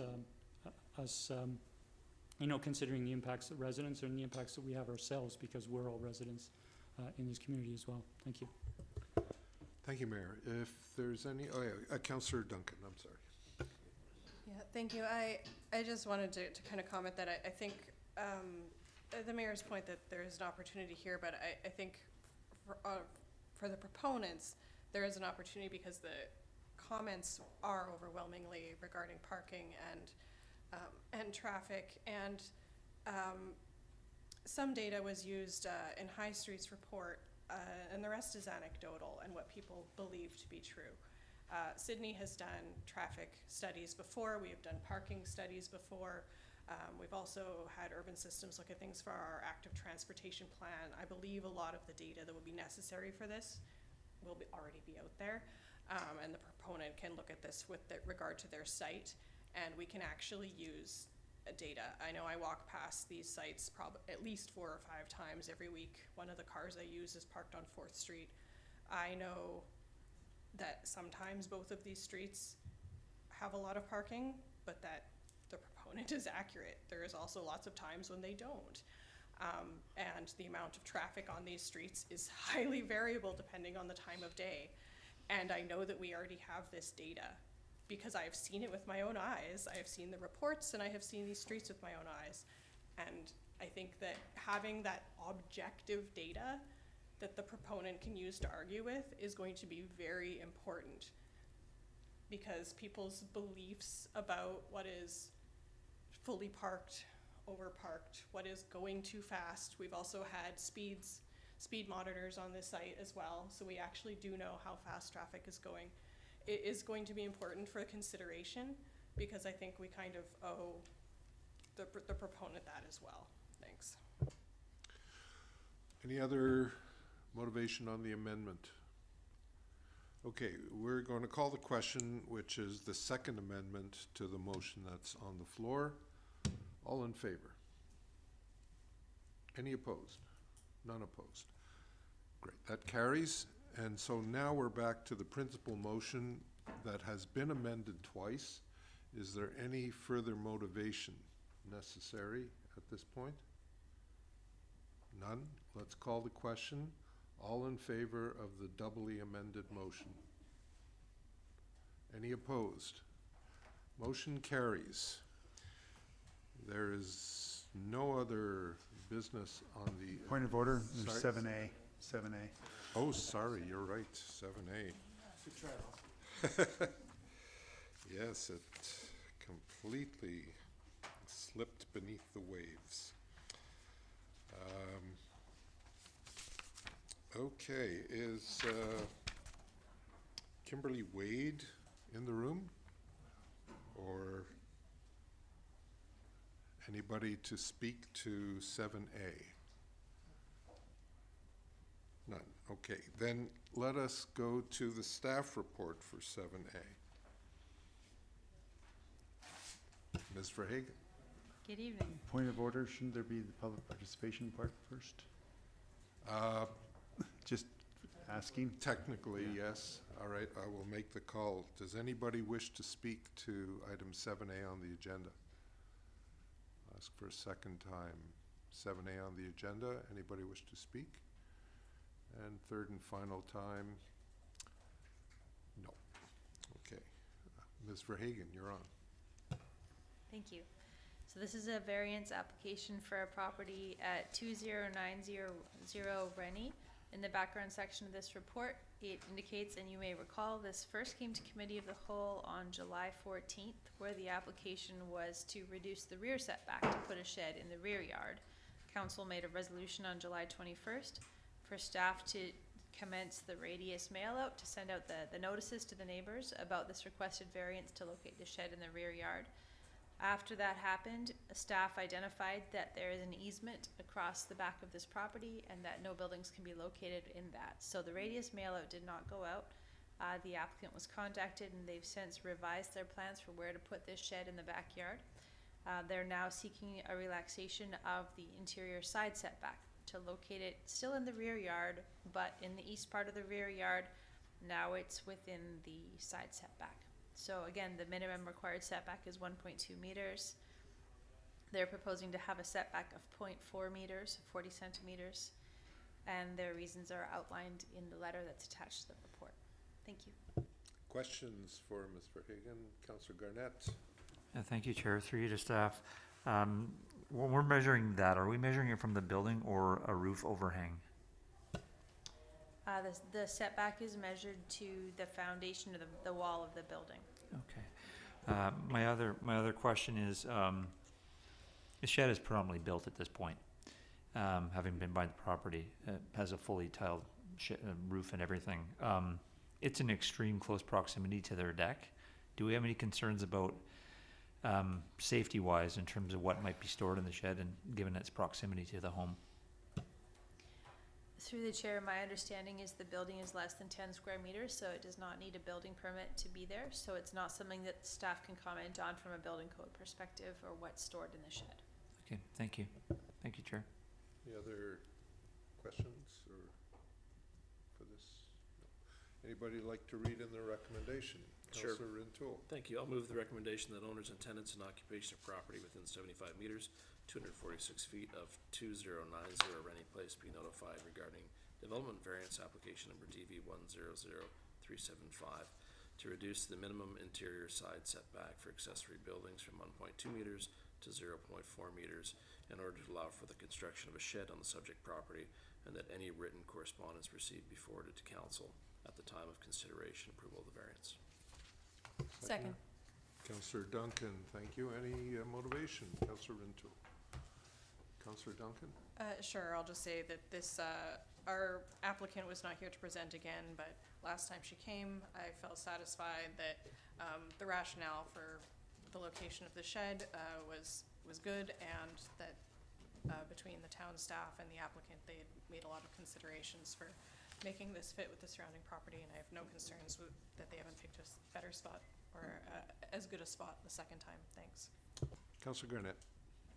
Thank you, Chair. I just want to make a comment, and hopefully the applicant will see this. Generally, in the past, I'm quite sympathetic. Generally, these kind of situations arise because somebody measured from the fence line, not the property line, weren't aware of the setback requirements, or they had somebody build it who wasn't aware or didn't measure properly. In this particular instance, because we've already gone through this process once, the applicant was aware of the internal setback, and yet, in proposing this application for variance, the building is predominantly built already. And that's problematic for a couple of reasons. One, it's problematic for the homeowner, but it's problematic in the sense that there's a process, and it allows the community to comment, it allows the neighbors to provide comment. And if for some reason, council decides that we don't want to go ahead with the application or approve it, or if neighbors come up with a reason why we don't want to approve it, they then have to deconstruct it. So there's a lesson in here for everybody. Wait until you get the approval. Do not go ahead. I don't know why they went ahead with building it anyways. They did that with the previous structure for the most part, but this one is actually further along, almost to the point of being complete. Short of the siding, the plywood's up, the roof is completely done, and it's there. And you know, there's a reason for the process. Like you got to give your neighbors a chance to weigh in, and heaven forbid that somebody comes up with a valid reason that it has to be taken down after you've spent time and money on building it. Thank you, Chair. Anybody else to motivate? All right, we'll call the question. All in favor? Any opposed? I'm sorry, I'm just looking through this, and I don't believe that the information came to council that this was already built and that this is an approval for a retroactive shed. I'm sorry, I'm reading it that they're still saying proposed, if it's being built, and we only know that it's being built because Councillor Garnett went and actually like looked at their property, but staff is not aware, and that is not in the report. I'm just kind of curious how that. Mr. Edwards. My understanding is that this was raised at the first time it was brought forward, that, and I think Councillor Garnett had noted that at that time as well, and it was identified that the shed had been constructed, not completed, but was already under construction the first time it was brought forward to council. As to the state of the shed at this point in time, I'm not sure of staff's awareness of how far along, if at all. It may be that they've simply removed the shed because it was constructed over top of a sewer easement, and so that they've actually relocated the shed already to this new site. Okay. I don't know if staff have anything further. Okay. Go ahead. Thanks. Yeah, related to this, I guess I was also wondering, was it, at what point in the process do we normally check for easements? Like, would that have been the residents' responsibility to check that out, or do we do that? So. Through the chair to you, Councillor Keith, that's a very good question. I asked the same myself. And typically, it would be something the resident would have, or the applicant would have identified in the initial application, and then we would also do our own check. However, for some reason in this situation, it didn't get caught until it was looked at more closely by our engineering department, and they're the ones that pointed it out. Okay, so is it safe to assume that this is a one-off, and that our normal process would be when an applicant says, I want to build a shed here, part of our review process would be right off the bat, you can't because there's a sewer easement there? That's right. Okay. This is a one-off mistake, and also one of the concerns too is that we wanted to make sure that we're not applying the application fee twice as well, because it's an error that should have been caught, and so the applicant is only responsible for the one application fee. And we will do our due diligence going forward to make sure that we can try to catch these things before they advance to council. Okay. Had we already sent out the public notice? No. Oh, we hadn't? No. Okay, thank you. So we were about to call the question, so let's call this question again. All in favor? Any opposed? Motion carries. Thank you very much. And that brings us to agenda item 8, 9, and then 10, adjournment. Motion to adjourn. Second. All in favor? Thank you, ladies and gentlemen. Have a good evening.